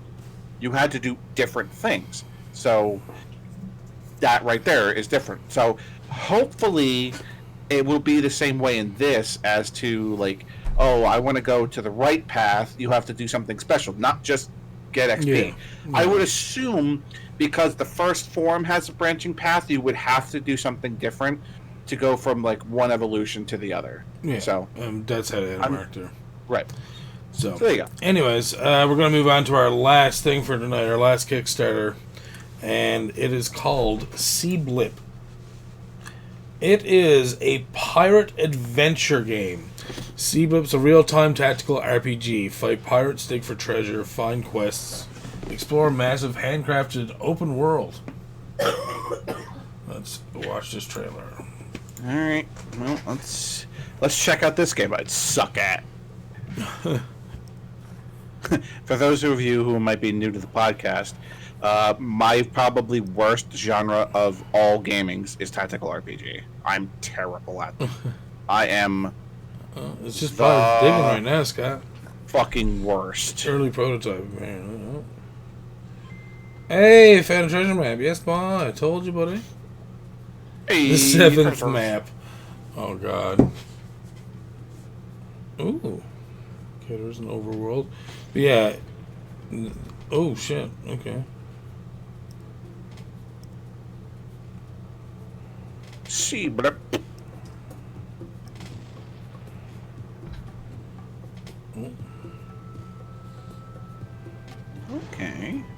Yeah, see, this doesn't look too bad for a tactical game.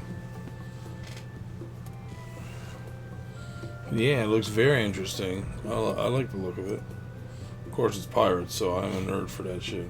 Yeah, me too. I love that sort of shit. Mm-hmm. See, whenever I'm given like the whole hey, pirate ninja, but I like both. Yeah, I know you're a pirate. Shut up.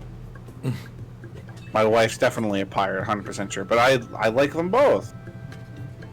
Oh, thank you. Steve said exactly what I was thinking. It's FTL in the water. FTL in the ocean. Yeah, well, there's some stuff where you get out on islands and stuff too. See. Oh, is there a cave? Oh, that'd be cool. Going to cave. Oh, there's treasure. Okay, dude, this is getting more and more cool. You wanna spelunk my cave? I do. Oh yeah, dude. Oh my god. Whoa, whoa, whoa! Hands up, Stefan. Hands up. Sorry. Hands up. Jeez. Man, it looks like so much fun. So they're only looking for 14,384. They're at 5,260. 30% of their, or 37% of their goal.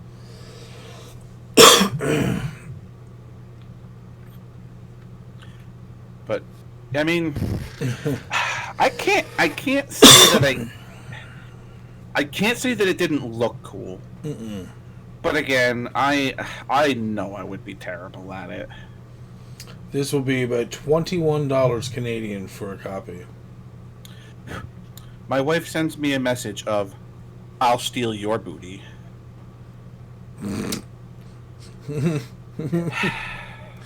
Tell her to do it. Yeah. No, I love the pixel art. I love that there's different islands that you can go to. That leaves for more like interesting things to find along the way. There was an overhead map as well. I hope that they can extend the maps and make them nice and large. That again, that's what I'm all about for stuff like this. Looks so nice. So I'm glad I'm keeping everybody entertained in chat. Jesus, Scott is bottom. I think it was the ass. It might have been the ass pirate comment. Okay. Sorry. Yeah, that's a large map. Yeah. A large-ish map, I should say. And they can extend it anytime they want, really. Mm-hmm. Oof. I likes it. I likes this game, Scott. It looks nice. And then the people's faces here remind me a lot of Stardew Valley. Yeah, I was going to say, it's like it definitely has that sort of vibe to it, too. Mm-hmm. That's cool. I'm cool with that.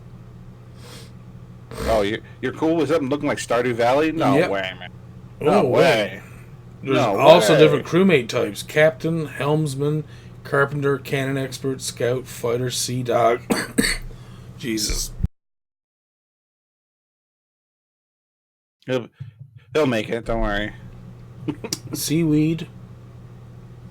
Most sailors are terrible swimmers, but this guy knows how to swim.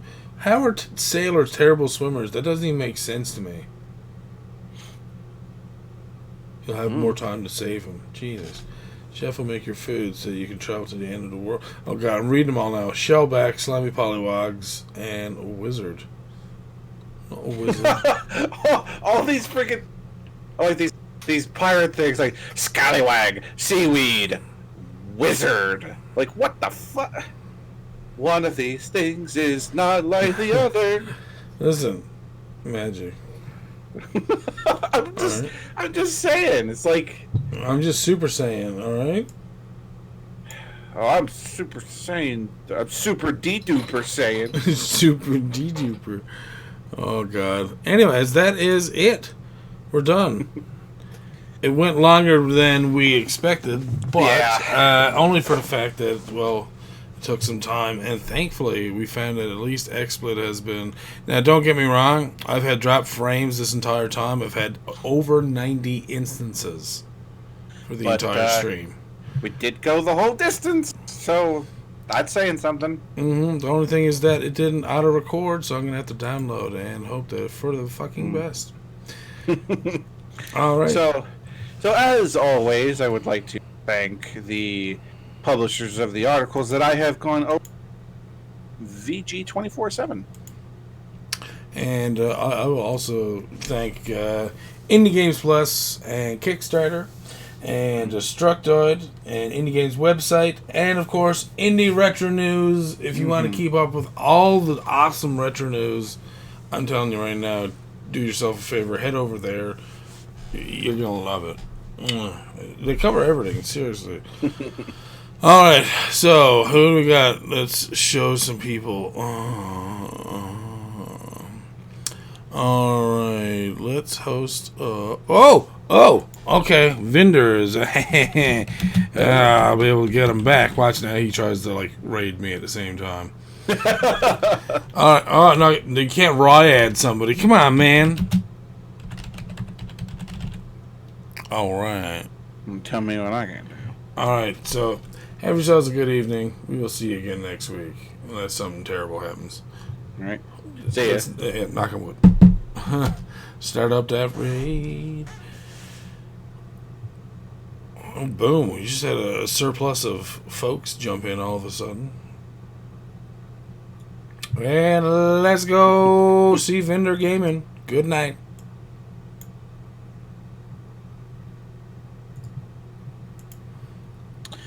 Well, outside of the